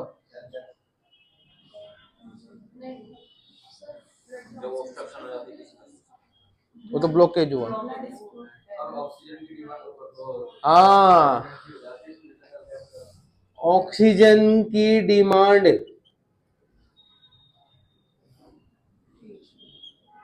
कम, ठीक है, ऑक्सीजन सप्लाई कम, क्लियर है। इस्केमिया का प्रॉपर वर्ड क्या है, टेक्निकल डेफिनेशन क्या है? कौन बताएगा मेरे को? कौन बताएगा? बताओ। आज आगे नहीं बढ़ेंगे जब तक तुम इस्केमिया का वर्ड मीनिंग नहीं बताओगे मेरे को, है? हैं? पक्का? और सोच लो, और सोच लो, अरे और सोच लो। वेरी गुड, है? टिश्यू, MIA बोला, एमिया मतलब ब्लड का बात आ रही है, बात ब्लड की आ रही है? बात ब्लड की आ रही है। इस्केमिया तो ब्लड, नॉट टिश्यू, ठीक है। तो अब बताओ, पूरे प्रॉपर डेफिनेशन निकालो इसकी, इस्केमिक, है? पक्का? पक्का? पक्का? Very good. Reduce blood flow, blood flow, blood flow से अपन क्या लिखेंगे? ब्लड के अंदर ऑक्सीजन की कमी, है? वो तो हाइपोक्सिया होता है। अब तो इस्केमिया तो अभी भी नहीं पहुंचे तुम लोग, हैं? इस्केमिया करवाओ। अरे ये ब्लॉकेज हो गया, है? ब्लॉकेज हो गया तो मैंने इस्केमिया लिखवाया। ब्लॉकेज का मतलब ये आपकी आर्टरी है, यहाँ पे ब्लॉकेज हुआ है, तो इसकी वजह से यहाँ पे इस्केमिया हुआ। मतलब कि क्या है? जो ब्लड फ्लो है उसमें कमी, ब्लड फ्लो की कमी को इस्केमिया कहते हैं। जो नॉर्मल जो ब्लड की डिमांड होती है? अरे किसी टिश्यू को ब्लड की डिमांड होती है, वो फुलफिल नहीं होती है, तो उस वहां पे क्या हो जाता है? इस्केमिया, ठीक है, ठीक है। इस्केमिया का मतलब समझ में आया? समझ में आया, है? या फिर reduce blood flow, reduce blood flow, ठीक है। अरे रिड्यूस ब्लड फ्लो की वजह से टिश्यू परफ्यूजन तो कम होगा ही होगा, ठीक है, इस्केमिया का मतलब समझ में आया। ठीक है, अब कंडीशन आ गई क्या, इस्केमिया हो गया है, इस्केमिया हुआ, तो इस्केमिया होते ही क्या होगा, इंफ्रैक्शन होगा कि नहीं होगा, अरे इंफ्रैक्शन होगा कि नहीं होगा। अरे इस्केमिया, वहां पे ब्लड सप्लाई कम हो रही है, अरे ब्लड फ्लो कम हो रहा है, तो वहां पे इस्केमिया की वजह से क्या होगा, इंफ्रैक्शन, मतलब कि वहां की सेल डेथ होने लग जाएगी कि नहीं लग जाएगी। इंफ्रैक्शन का वर्ड मीनिंग है cell death, due to inappropriate blood supply of blood, sorry, inappropriate supply of blood. Clear है, ब्लड सप्लाई नहीं हो रही मतलब इस्केमिया हो रहा है, जिसकी वजह से वहां की सेल डेथ हो रही है। ठीक है, जिसकी वजह से क्या हुआ, इनफ्रैक्शन हुआ। ठीक है, ठीक है, अरे इन्फ्रैक्शन हुआ कि नहीं हुआ है, इन्फ्रैक्शन का मतलब होता है cell death of affected organ. ठीक है, उससे रिलेटेड जितनी भी चीजें होती है उनकी डेथ होने लग जाती है। ठीक है, ठीक है, अब वहां की सेल्स की डेथ होने लग जाती है, वहां पे अफेक्टेड ऑर्गन की डेथ होने लग जाती है, तो वहां पे पेरिस्टालसिस मूवमेंट आएगा क्या, सिस मूवमेंट नहीं आएगा, नहीं आएगा मतलब एब्सेंट। क्लियर है बात, अरे पेरिस्टालसिस मूवमेंट एब्सेंट है तो क्या हुआ, वेस्टोजेनिक इंटेस्टाइनल ऑब्स्ट्रक्शन। अरे पेरिस्टालसिस मूवमेंट ही नहीं आ रहा है तो फॉरवर्ड फ्लो ऑफ फूड होगा ही नहीं, तो क्या दिखेगा आपका, वेस्टोजेनिक इंटेस्टाइनल ऑब्स्ट्रक्शन। ठीक है, अब बात आती है भाई, इधर दूसरा पोर्शन ले लेते हैं इसका, इधर ले लें। अब इस्केमिया हो रहा है मतलब ऑक्सीजन एब्सेंट। ठीक है, अगर ऑक्सीजन की प्रेजेंस में कोई भी क्रिया होती है उसको एरोबिक पाथवे बोलते हैं, और अगर ऑक्सीजन एब्सेंट होती है उसको एनएरोबिक पाथवे बोलते हैं। ठीक है, ठीक है, क्लियर है, क्लियर है। तो भाई जब एनएरोबिक रेस्पिरेशन होता है, जब एनएरोबिक रेस्पिरेशन, अरे इस सेल का रेस्पिरेशन तो होगा ही होगा, जो अफेक्टेड ऑर्गन है इस्केमिया जिसका हो रखा है उसमें रेस्पिरेशन तो होगा ही होगा, तो कौन सा होगा, एनएरोबिक होगा, क्योंकि ऑक्सीजन तो पहुंच रही नहीं है, नहीं पहुंच रही है, तो वहां पे क्या मिलेगा आपको, एनएरोबिक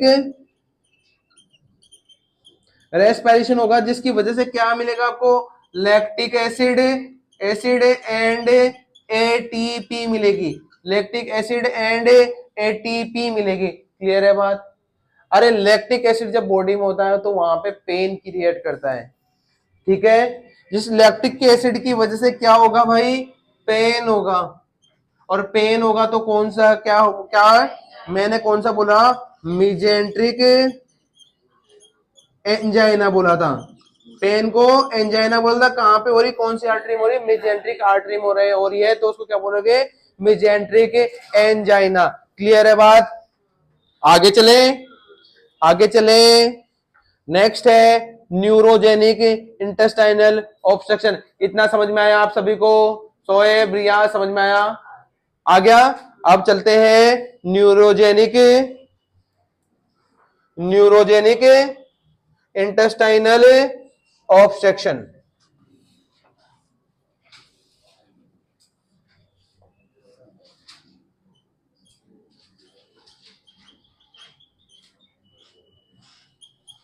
न्यूरोजेनिक इंटेस्टाइनल ऑब्स्ट्रक्शन, अब बात आती है न्यूरोजेनिक इंटेस्टाइनल ऑब्स्ट्रक्शन की, तो आ जाओ एक बार वापस से व्हाइट बोर्ड पे।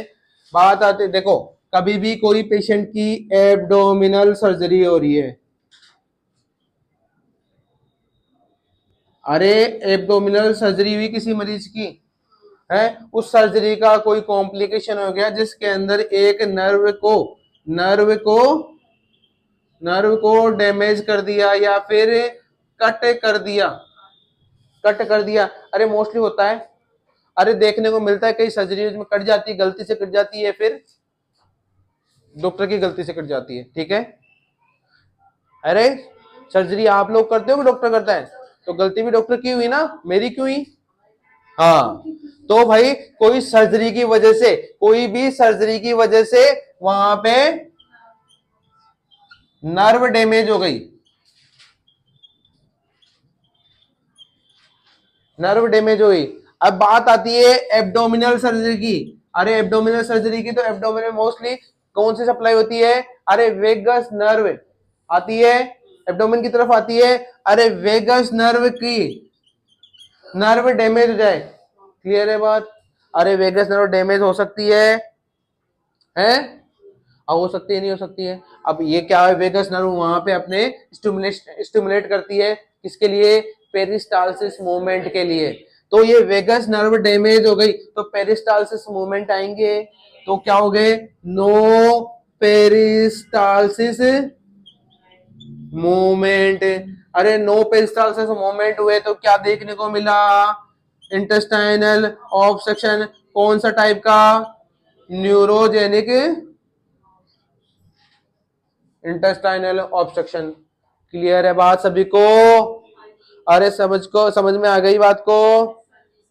ठीक है, आ जाओ नेक्स्ट। बिठा दूं? चलो लिखो, जल्दी से लिखो।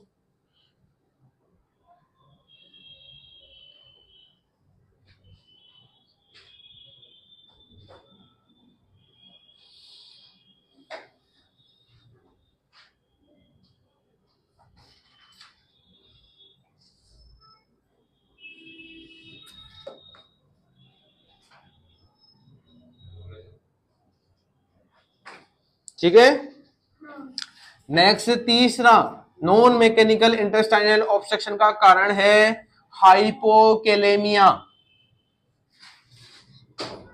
हाइपोकेलेमिया, ठीक है। हाइपोकेलेमिया का मतलब है पोटेशियम का लेवल कम होना। कितना कम होना है? पोटेशियम का लेवल कितना कम होगा तब जब आप हाइपोकेलेमिया करोगे? हैं 3.5 से कम। तो नॉर्मल रेंज कितनी होती है? 5 मिली मिलीक्यूएंट होती है पर लीटर। स्टैंडर्ड 5.5 होती है, ठीक है। स्टैंडर्ड 5.5 होती है, ठीक है। अगर इससे कम हो जाए, 3.5 से कम हो जाए तो हाइपोकेलेमिया, और 5.5 से ज्यादा हो जाए तो हाइपरकेलेमिया, ठीक है। अब अपनी बॉडी में हाइपोकेलेमिया किसी भी वजह से हो सकता है। अपन को तो यहाँ पे इंटेस्टाइनल ऑब्स्ट्रक्शन से मतलब है कि नहीं है? अरे किसी भी वजह से हाइपोकेलेमिया हो सकता है।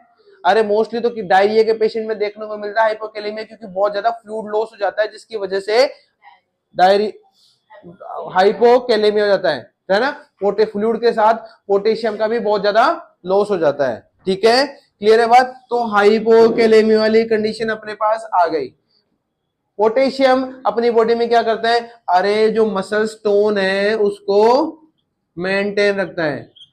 क्लियर है बात?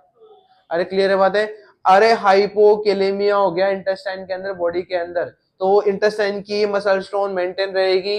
नहीं रहेगी, जिसकी वजह से नो पेरिस्टालसिस मूवमेंट, जिसकी वजह से इंटेस्टाइनल ऑब्स्ट्रक्शन। क्लियर है बात? अरे क्लियर है बात?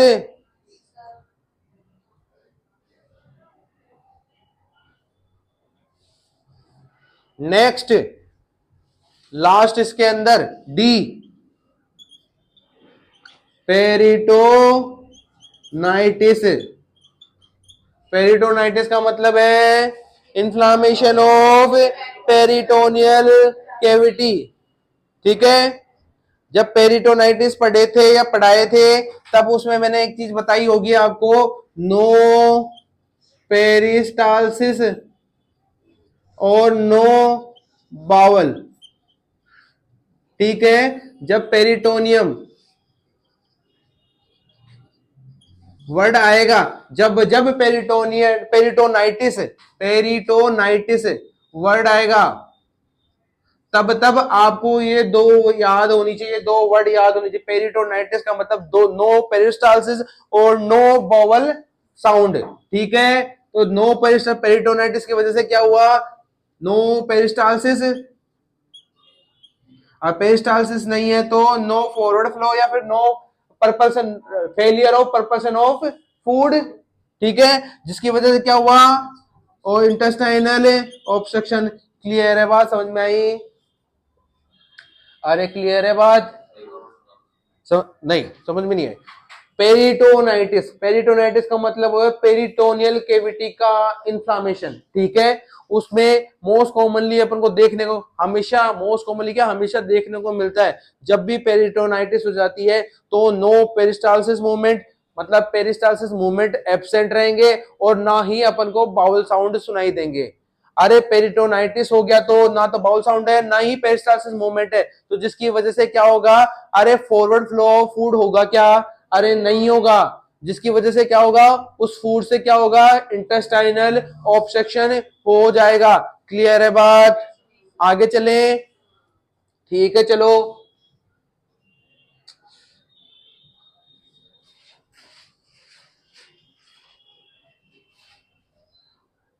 अरे सब कुछ समझ में आ रहा है, आवाज क्लियर आ रही है मेरी? ठीक है, अब लिखो clinical feature of intestinal obstruction.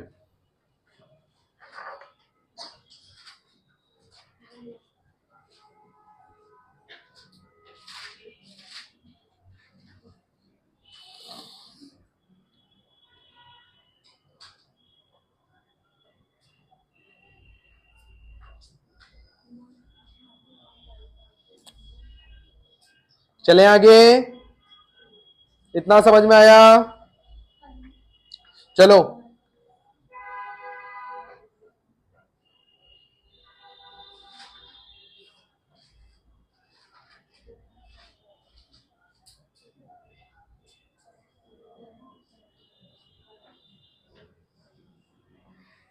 Clinical feature पहला है एब्डोमिनल डिस्टेंशन।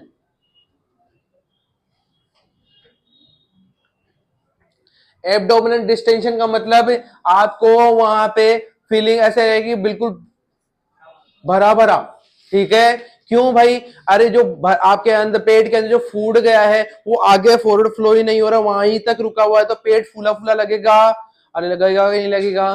तो कैसा क्या होगा, एब्डोमिनल डिस्टेंशन। तो फर्स्ट साइन या फिर मोस्ट कॉमन क्लिनिकल फीचर या first clinical feature of intestinal obstruction is abdominal distension. Clear है बात?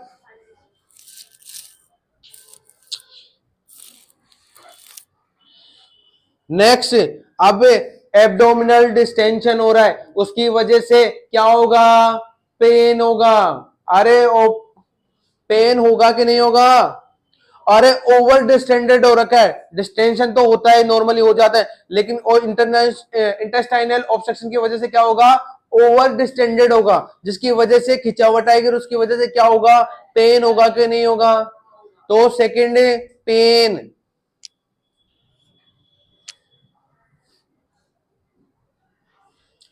अब पेन हो रहा है तो भाई एब्डोमिनल पेन हो रहा है तो पूरे होल एब्डोमिन में तो होगा नहीं, उसकी भी पर्टिकुलर लोकेशन होगी, तो पेन की लोकेशन पेन की लोकेशन किस पे डिसाइड करेंगे, अरे जो मोस्ट कॉमन होने वाला उसी को ले लेते हैं। अरे तो इलियम वाले पोर्शन पे सबसे ज्यादा इंटेस्टाइनल ऑब्स्ट्रक्शन होता है, कौन सी वाली, proximal part, 60 centimetre of proximal part of ileum या फिर टर्मिनल इलियम, ठीक है, तो वहीं पे होगा। तो वो वाला पोर्शन जो है होता है सिटुएटेड होता है वो है पेरी अम्बलाइकल, अम्बलाइकस के आसपास में सिटुएटेड रहता है। तो पेन कैसा होगा, पेरी अम्बलाइकस के आसपास में होगा पेन, पेन की लोकेशन क्या होगा, पेरी अम्बलाइकल। क्लियर है बात? अब पेन हो रहा है तो भाई रिलीव भी करवाने होगा, अरे इसका रिलीवर फैक्टर क्या होगा, तो लिखो pain reliever factor is vomiting. Pain reliever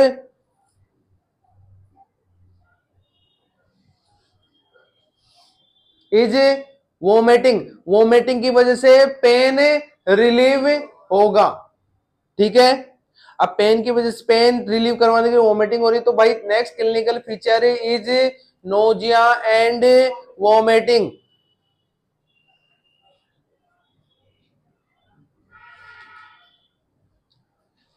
vomiting भी दो तरीके की होती है, एक प्रॉपर वोमिटिंग और एक प्रोजेक्टाइल वोमिटिंग। तो इसमें भी वोमिटिंग का नेचर भी होगा। अरे इंटेस्टाइनल ऑब्स्ट्रक्शन हो रहा है जिसकी वजह से एब्डोमेन बहुत ज्यादा ओवर डिस्टेंडर हो रखा है, तो एब्डोमेन में प्रेशर बढ़ा हुआ है। अरे प्रेशर बढ़ा हुआ है तो जैसे ही रिफ्लेक्स आएंगे, किसके, वोमिटिंग के रिफ्लेक्स आएंगे, तो वो प्रेशर भी जनरेट करेगा। तो जो नॉर्मल स्पीड होती है वोमिटिंग की, उससे ज्यादा स्पीड होगी, क्योंकि एब्डोमेन डिस्टेंडेड है, वहां पे प्रेशर ज्यादा लग रहा है। तो जो फोर्सफुल वोमिटिंग होगी, उस फोर्सफुल वोमिटिंग को बोलते हैं प्रोजेक्टाइल वोमिटिंग। ठीक है, तो नेचर ऑफ वोमिटिंग कैसा होगा, प्रोजेक्टाइल। क्लियर है, प्रोजेक्टाइल वोमिटिंग। और वोमिटिंग में देखने को क्या मिलेगा आपको, है है अरे क्या बताया था मैंने, पहली चीज स्मेल कैसे आएगी, फीकल मैटर जैसी स्मेल आएगी। उसमें देखने को क्या मिलेगा, बाइलियस। क्लियर है बात, ठीक है। तो लिखो greenish yellowish in colour, greenish yellowish colour due to bile, due to bile.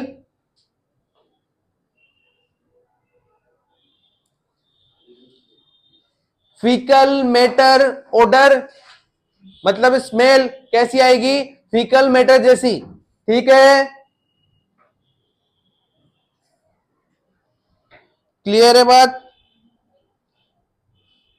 जब भी प्रोजेक्टाइल वोमिटिंग होती है, वोमिटिंग और प्रोजेक्टाइल वोमिटिंग होती है, आउट ऑफ टॉपिक एक चीज बताता हूं एसिड बेस बैलेंस से। ठीक है, आउट ऑफ टॉपिक एक चीज बताता हूं प्रोजेक्टाइल वोमिटिंग और वोमिटिंग से, एसिड बेस बैलेंस से रिलेटेड। देखो, एक तो होती है वोमिटिंग, होती है, एक होती है प्रोजेक्टाइल वोमिटिंग, एक होता है डायरिया। ठीक है, जीआईटी के अंदर जो अपर जीआईटी है, अपर जीआई है, उसके अंदर क्या होता है, एसिड, लोअर में एल्केलाइन। होता है कि नहीं होता है, अरे होता है कि नहीं होता है, होता है ना। वोमिटिंग में ऊपर वाला पोर्शन गायब होता है। अरे वोमिटिंग करोगे तो ऊपर ऊपर जीआई में जो भी आइटम है वो बाहर निकल जाएगा, तो मैक्सिमम क्या रहेगा, एल्केलाइन। वोमिटिंग में क्या होता है फिर, मेटाबॉलिक एल्केलोसिस। होता है कि नहीं होता है। अरे एसिड सारा बाहर निकल गया तो बचेगा क्या, एल्कलाइन नेचर। तो वोमिटिंग के अंदर क्या देखने को मिलता है, मेटाबॉलिक एल्कोसिस। ठीक है, बात आती है डायरिया के अंदर। डायरिया के अंदर क्या निकलता है, लोअर जीआई वाले आइटम ज्यादा निकलते हैं। अरे क्योंकि लोअर की तरफ से ज्यादा एनएस से निकल रहे हैं ना, डायरिया तो एनएस से हो रहा है, तो उधर से निकलेंगे तो लोअर जीआई वाले पोर्शन निकलेंगे, मतलब कि एल्कलाइन नेचर वहां से ज्यादा निकलेगा। अरे निकलेगा निकलेगा, तो जीआई के अंदर एल्कलाइंस का लॉस हो जाता है, तो बचेगा क्या बॉडी के अंदर, मेटाबॉलिक एसिडोसिस। होगा कि नहीं होगा, होगा कि नहीं होगा। तो वोमिटिंग में क्या देखने को मिल रहा है, मेटाबॉलिक एल्कोलोसिस। डायरिया में क्या देखने को मिल रहा है, मेटाबॉलिक एसिडोसिस बोलते हैं। ठीक है, ये चीज समझ में आई। बात आती है प्रोजेक्टाइल वोमिटिंग की, है, इसमें क्या देखने को मिलेगा,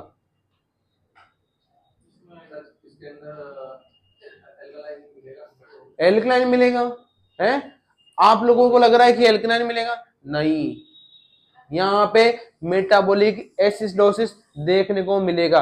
क्यों, अरे आप बार बार फोर्सफुल फोर्सफुल क्या कर रहे हो, वोमिटिंग कर रहे हो, हैं, वोमिटिंग कर रहे हो, तो आपके स्टमक पे अफेक्ट पड़ेगा कि नहीं पड़ेगा। अरे अफेक्ट पड़ेगा तो क्या है, उसके बगल से वेगस नर्व निकल रही है, नहीं निकल रही, अरे वो वेगस नर्व को भी स्टिमुलेट, इरिटेट करके वेगस नर्व को स्टिमुलेट कर देगा, स्टिमुलेट कर देगा तो ऊपर जाएगा, ऊपर से क्या सिग्नल देगा, तेरे पास तो एसिड नहीं है, एसिड सिक्रेशन है, ज्यादा कर दे। अरे ज्यादा करने लग जाएगा, जिसकी वजह से क्या होगा, प्रोजेक्टाइल वोमिटिंग में क्या होगा, एसिड का फॉर्मेशन बढ़ जाएगा, उससे क्या देखने को मिलेगा, मेटाबॉलिक एसिडोसिस। ठीक है, क्लियर है बात। तो भाई डायरिया में मेटाबॉलिक एसिडोसिस, वोमिटिंग में metabolic alkalosis, and projectile vomiting के अंदर मेटाबॉलिक एसिडोसिस देखने को मिलता है। क्लियर है बात, अरे क्लियर है बात। समझ गए बात को? प्रोजेक्टाइल वोमिटिंग और कहां पे देखने को मिलती है, कभी सोचा है? नॉर्मल जिंदगी में, नॉर्मल लाइफ में, डेली रूटीन लाइफ में किन लोगों में प्रोजेक्टाइल वोमिटिंग देखने को मिलती है? प्रेगनेंसी में। तो प्रेगनेंसी में देखने को मिलती है। प्रेगनेंसी के अंदर भी मेटाबॉलिक एसिडोसिस होता है ड्यू टू प्रोजेक्टाइल वोमिटिंग।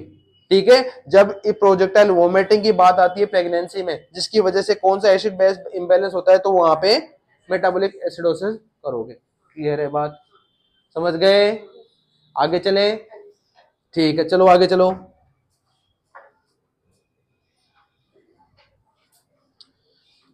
अब भाई नोजिया वोमिटिंग कर रहे हो आप लोग, तो क्या बोलेंगे? मेटाबॉलिक इम्बेलेंस होगा कि नहीं होगा? सॉरी, इलेक्ट्रोलाइट इम्बेलेंस होगा कि नहीं होगा? अरे होगा कि नहीं होगा? अरे आयंस तो मिलेंगे नहीं, फॉरवर्ड फ्लो होगा ही नहीं, जिसको जहां पे एब्जॉर्ब होना है वो वहां पे तक पहुंचेगा ही नहीं, तो एब्जॉर्प्शन होगा क्या? नहीं होगा। तो नेक्स्ट क्लिनिकल फीचर क्या हुआ? Fluid and electrolyte.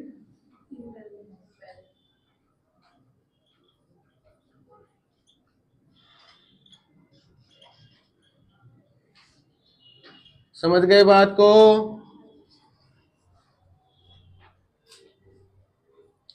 तो भाई अगर किसी को फ्लूइड एंड इलेक्ट्रोलाइट इम्बैलेंस हो रहा है, नहीं हो रहा है, तो आपकी priority nursing action, priority nursing intervention या प्रायोरिटी नर्सिंग एक्शन क्या होगा?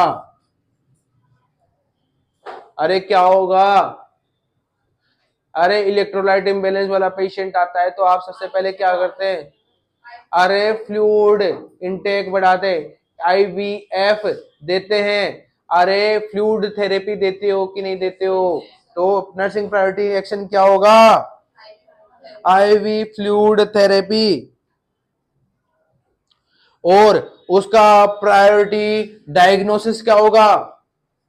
किसके बिहाफ पे दे रहे हो?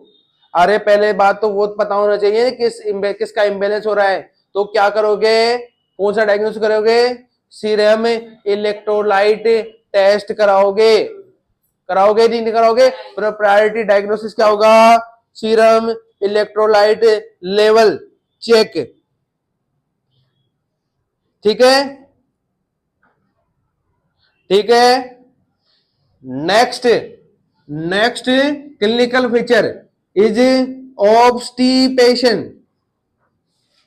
ऑब्स्टिपेशन, ऑब्स्टिपेशन में दो वर्ड है, एक तो ऑब्स्ट्रक्शन और एक कॉन्स्टिपेशन। ठीक है? अरे इसका मतलब क्या है? ऑब्स्ट्रक्शन की वजह से कॉन्स्टिपेशन हो रहा है, जिसकी वजह, ठीक है, ऑब्स्ट्रक्शन की वजह से कॉन्स्टिपेशन हो रहा है, उसको क्या बोलोगे? ऑब्स्टिपेशन। क्लियर है? ठीक है। अरे देखने को मिलेगा कि नहीं मिलेगा? अरे स्टूल पास आउट नहीं कर पाएगा, क्यों नहीं कर पाएगा? ऑब्स्ट्रक्शन हो रहा है। और वहां पे होगा तो कॉन्स्टिपेटेड स्टूल आएगा, क्योंकि थोड़ा सा ल्यूमन बचा हुआ होगा तो। ठीक है? क्लियर है बात? अरे क्लियर है बात? हम्म।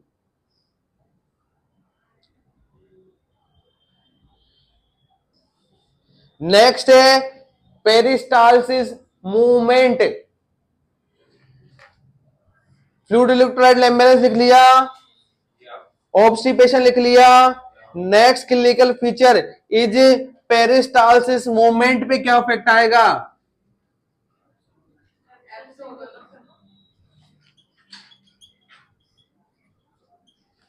एब्सेंट तो होगा। अब बात आती है कुछ अक्यूट फेज, इस दो फेजों में इसको कर लेते हैं, एक तो अक्यूट फेज और एक क्रोनिक, या फिर इसको ऐसे बोल देते हैं अर्ली फेज और लेट फेज, जो भी आप नाम देना चाहो। ठीक है? ठीक है। अब आपको पता है एक पर्टिकुलर लोकेशन है जिसके ऊपर ऑब्स्ट्रक्शन हो रखा है, ये ऑब्स्ट्रक्शन हो रखा है। क्लियर है बात? है? अरे क्लियर है बात? बात आती है, एक तो होता है प्रोक्सिमल पार्ट और एक डिस्टल पार्ट, पहला part proximal, and part distal part. ठीक है, जिधर से मान के चलिए फूड फॉर्मेशन परपल्सन इधर से हो रही डायरेक्शन। क्लियर है बात? इधर देखो सबके सब, इधर देखो, पेरिस्टालसिस मूवमेंट की बात कर रहे हैं। ठीक है, अर्ली स्टेज और लेट स्टेज में क्या होता है, एक ऑब्स्ट्रक्शन हो रहा है कहीं पे भी इंटेस्टाइन में, तो उसका एक प्रोक्सिमल पार्ट होगा और एक डिस्टल पार्ट होगा। क्लियर है बात? क्लियर है बात? अब फूड फॉरवर्ड फ्लो फूड इधर से इधर हो रहा है, पल्पल्सन इधर से इधर हो रहा है, proximal part two distal part हो रहा है। अरे यहां तक, यहां पे ऑब्स्ट्रक्शन है तो यहां तक तो फूड पहुंचेगा ही नहीं है, और इससे आगे ब्लड सप्लाई भी रुक रही है, किसी भी वजह से ऑब्स्ट्रक्शन हो रहा है मान के चलिए, तो अर्ली स्टेज में पेरिस्टालसिस है, प्रोक्सिमल पार्ट में, प्रोक्सिमल पार्ट में प्रेजेंट होंगे, क्योंकि इधर से इधर तो फूड पहुंच रहा है ना, यहां तक तो पहुंच रही है, तो पेरिस्टालसिस मूवमेंट की वजह से तो पहुंच रहा है, तो प्रोक्सिमल पार्ट में अर्ली स्टेज में पेरिस्टालसिस मूवमेंट प्रेजेंट होंगे और लेट फेज में एब्सेंट होंगे। क्लियर है बात? डिस्टल पार्ट में, अरे यहां तक तो मूवमेंट आ रहे थे अर्ली स्टेज में, लेकिन इससे आगे नहीं आ रहे थे, ऑब्स्ट्रक्शन की वजह से पेरिस्टालसिस मूवमेंट नहीं हो रहा था, तो अर्ली और लेट स्टेज दोनों में ही एब्सेंट होंगे क्या, पेरिस्टालसिस और मूवमेंट। क्लियर है बात? अरे समझ गए बात को? इतना समझ में आया आप सभी को? अरे इतना समझ में आया? नेक्स्ट है पेरिस्टालसिस मूवमेंट का अर्ली स्टेज और लेट स्टेज दोनों में बता दिया, प्रोक्सिमल और डिस्टल पार्ट का दोनों को बताया। नेक्स्ट क्लिनिकल फीचर है आपका, नेक्स्ट क्लिनिकल फीचर क्या है, एब्डोमिनल ग्राइंडिंग।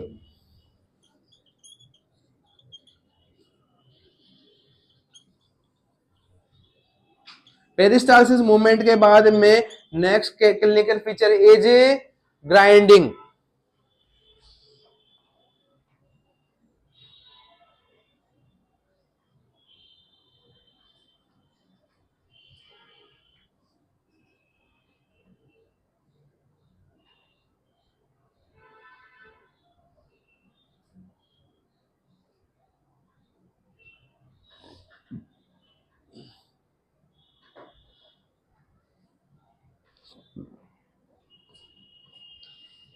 चलिए आगे, हो गया सभी का? अब लिखो इंटेस्टाइनल ऑब्स्ट्रक्शन के कॉम्प्लिकेशन।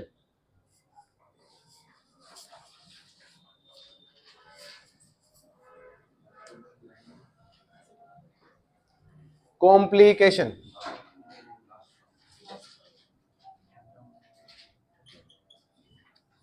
पहला है इंटेस्टाइनल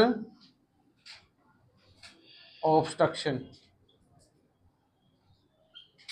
ठीक है, intestinal obstruction, sorry intestinal damage या फिर रप्चर ऑफ इंटेस्टाइन। क्लियर है बात? तो पहला कॉम्प्लिकेशन क्या हुआ, इंटेस्टाइनल रप्चर या रप्चर ऑफ इंटेस्टाइन।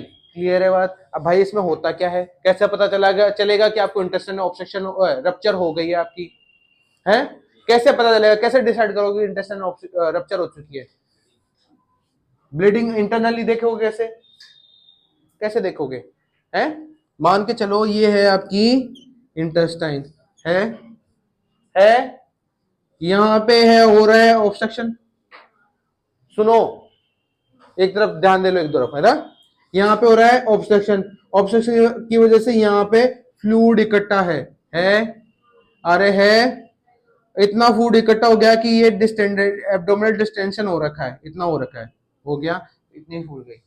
इसकी वजह से क्या हो रहा है, पेन हो रहा है, सीवियर लेवल वाला पेन हो रहा है, पकड़ के बैठा है आदमी इंसान। ठीक है, सीवियर लेवल वाला पेन हो रहा है। ठीक है, जब पेन हो रहा है इंटेस्टाइनल ऑब्स्ट्रक्शन की वजह से, एकदम से ही ये पेन सबसाइड हो जाए, एकदम से ही ये पेन सबसाइड हो जाए, मान के चलो ये पेन सबसाइड हो जाए, 15 मिनट के लिए, लगभग 15 मिनट, 10 से 15 मिनट के लिए पेन रिलीज है, एकदम से सीवियर पेन हो रहा है और एकदम से ही पेन खत्म हो गया। ठीक है, इसका मतलब क्या हुआ, इसका ये सीधे सीधे एक इमरजेंसी डिनोट करती है। इसका मतलब है कि वो जो पोर्शन जिसमें पेन हो रहा था वो रप्चर हो चुका है, वहां से इंटरनल ब्लीडिंग हो रखी है। समझ गए क्यों पेन रिलीव क्यों हुआ? आपने सोचा कि सर ब्लीडिंग हो रही है, पेन तो होना चाहिए, होना चाहिए।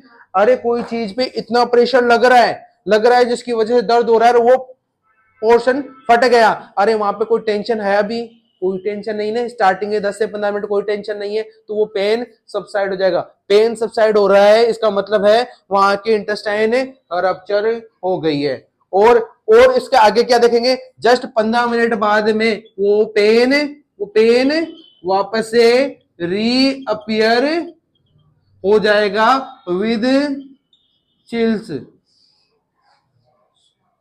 ठीक है, ठीक है। जब मैं अपेंडिसाइटिस पढ़ाऊंगा तो अपेंडिक्स को भी रप्चर करवाएंगे, उसमें भी मैं ऐसे बोलूंगा कि भाई कैसे डिसाइड करोगे कि अपेंडिक्स रप्चर हो गई है?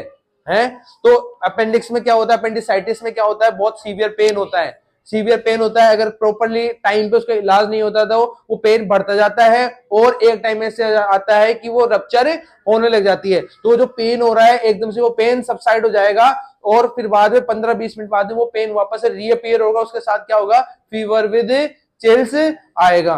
तो उसको क्या डिनोट करेगा, उसको क्या डिनोट करेगा कि मतलब वो ऑर्गन रप्चर हो गया है। क्लियर है बात है? फीवर विद चिल्स आ रहा है। ठीक है, तो पहला इंटेस्टाइनल रप्चर का मतलब समझाया, पेन हो रहा है, पेन थोड़ी देर बाद में पेन एब्डोमिनल डिस्टेंशन की वजह से पेन हो रहा है, जो पेन कुछ देर बाद में सबसाइड हो गया और 15 मिनट बाद में वापस से रीअपियर हो रहा है। किसके साथ? फीवर विद चिल्स के साथ रीअपियर हो रहा है। तो ये क्या डिनोट करेगा कि भाई वो इंटेस्टाइन ऑब्स्ट्रक्शन, इंटेस्टाइन जो ऑब्स्ट्रक्शन हो रहा है वो इंटेस्टाइन रप्चर हो चुकी है। ठीक है, जिस लोकेशन में वो अफेक्टेड पार्ट है वो रप्चर हो चुका है। और पर्टिकुलर अगर टेम्परेचर की बात करें, टेम्परेचर की बात करें तो मोर देन 101 डिग्री फ़ारेनहाइट से ज्यादा होगा टेम्परेचर। ठीक है, बॉडी टेम्परेचर। क्लियर है बात? ठीक है, नेक्स्ट दूसरा कॉम्प्लिकेशन पेरिटोनाइटिस, पेरिटोनियल कैविटी के इन्फ्लामेशन इज पेरिटोनाइटिस। क्लियर है बात? अब अभी थोड़ी देर पहले मैंने एक कॉम्प्लिकेशन बताया इंटेस्टाइनल रप्चर, तो भाई रप्चर हुई इंटेस्टाइन, अरे तो इंटेस्टाइन का फ्लूइड कहीं ना कहीं तो जाएगा, तो एस्केप ऑफ फ्लूइड कहां पे जाएगा, इन पेरिटोनियम जाएगा, इन जाएगा। अरे वहां पे कुछ एंजाइम्स है उनको अफेक्ट करेगा। सबसे ज्यादा कौन सा एंजाइम अफेक्ट करता है? पेनक्रेटिक एंजाइम सबसे ज्यादा वहां पे जाके अफेक्ट करेगा और वहां पे क्या करेगा, इन्फ्लामेशन। और पेरिटोनियल के इन्फ्लामेशन को क्या बोलते हैं, पेरिटोनियल पेरिटोनाइटिस। क्लियर है बात? क्या हुआ, क्या हुआ? ठीक है, आगे चले। अब आते हैं भाई डायग्नोसिस पे, डायग्नोस्टिक इवैल्यूएशन। मिटा दूं इसको मैं, दो इंटेस्टाइनल ऑब्स्ट्रक्शन के दो मेन कॉम्प्लिकेशन है। पहला है इंटेस्टाइन रप्चर और दूसरा है पेरिटोनाइटिस, जो मोस्ट कॉमनली किसकी वजह से हो रहा है, इंटेस्टाइन रप्चर की वजह से हो रहा है। अब आ जाते हैं डायग्नोसिस।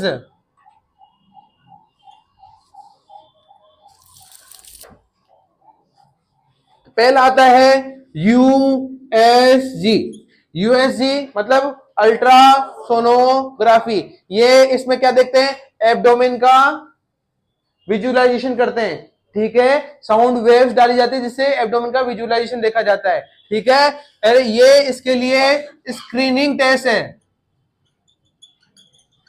ठीक है, क्लियर है बात? नेक्स्ट है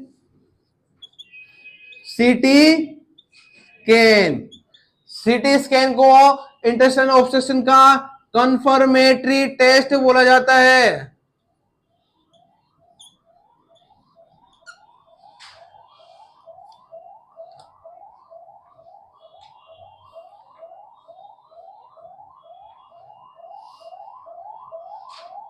ठीक है,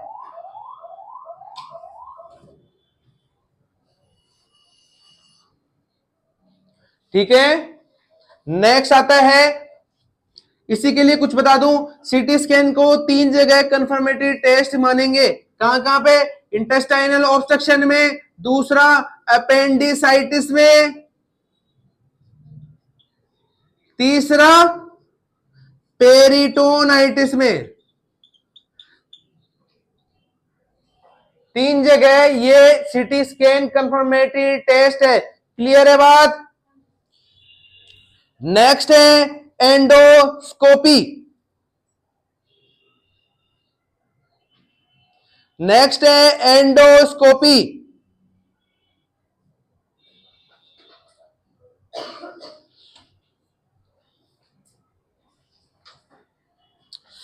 भाई एंडोस्कोपी क्यों करेंगे? एंडोस्कोपी करने के लिए क्यों करेंगे? इसके पीछे पर्पज क्या है? और इसके पीछे पर्पज ये है कि क्या अपन रूल आउट करेंगे कि ये मैकेनिकल टाइप का इंटेस्टाइनल ऑब्स्ट्रक्शन है कि नॉन मैकेनिकल टाइप का इंटेस्टाइनल ऑब्स्ट्रक्शन है। तो एंडोस्कोपी में लिखो टू रूल आउट,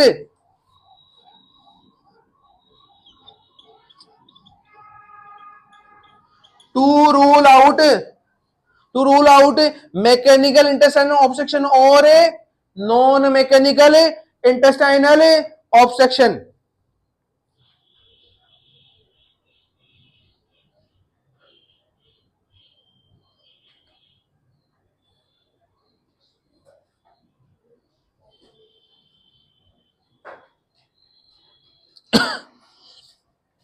ठीक है, नेक्स्ट लिखो ब्लड यूरिया नाइट्रोजन।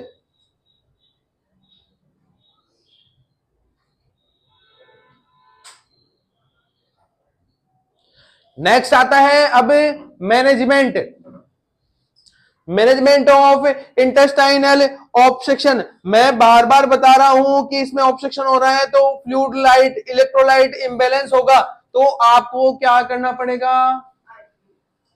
आईवी देना पड़ेगा। अरे पहले तो आईवी देने से पहले एक और काम करना पड़ेगा। अरे इंटेस्टाइनल ऑब्स्ट्रक्शन हो रखा है तो फ्लूइड ओरली ले रहे हो तो वो तो पास आउट हो रहा ही नहीं है, तो क्या करोगे? उसको एनपीओ मेंटेन करोगे। एनपीओ की फुल फॉर्म क्या है?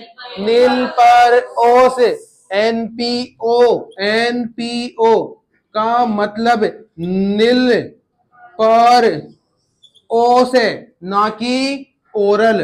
ओरल वाला नहीं है, नील पर ओस मतलब कि कोई भी नेचुरल पर नेचुरल वे है, जो भी पासेज है, मतलब जो भी वे है जिसमें क्या है? माउथ, नोज, रेक्टम, इन तीनों से ही कोई भी फ्लूइड नहीं देना है। किसी भी छेद से, ओस का मतलब किसी भी छिद्रण से या किसी भी छेद से कोई फ्लूइड नहीं देना है। ठीक है, नील पर ओरल नहीं करना है। आज से क्या करोगे? नील पर ओस। तो लिखो मेंटेन एनपीओ, मेंटेन एनपीओ। अब किसी पेशेंट को आप एनपीओ कर रहे हो, अरे कर रही हो तो उसको फ्लूइड तो देना पड़ेगा, तो आईवी फ्लूइड थेरेपी। नेक्स्ट, अरे किसी को आईवी फ्लूइड थेरेपी दे रहे हो तो उसकी कैलकुलेशन भी रखनी होगी। किसी के पास ज्यादा चला गया, किसी के पास कम चला गया, तो क्या करोगे? IO chart maintain. बात आती है आईओ चार्ट के बाद में, तो फिर बाद में बात आती है पोजीशनिंग पे। अरे कंफर्ट भी तो देना है उसको, नहीं तो पेन बढ़ता रहेगा। पेन को रिलीव करने के लिए उसको कंफर्ट देना पड़ेगा, जिससे अपन इसकी जो एब्डोमेन डिस्टेंशन को उसको कम करें। जिसके लिए क्या करोगे? सेमी फाउलस पोजीशन को दोगे। ठीक है,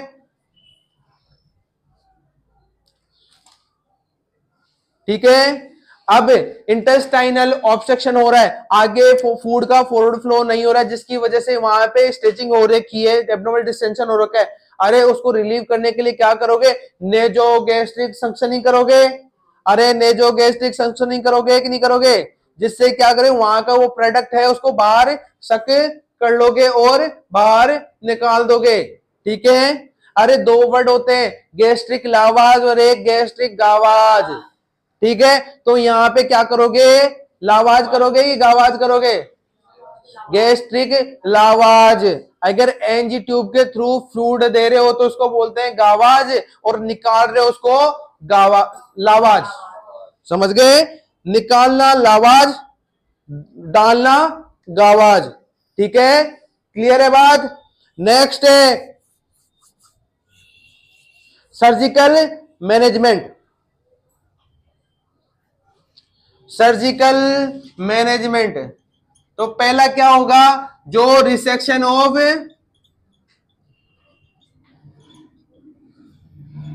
अफेक्टेड पार्ट।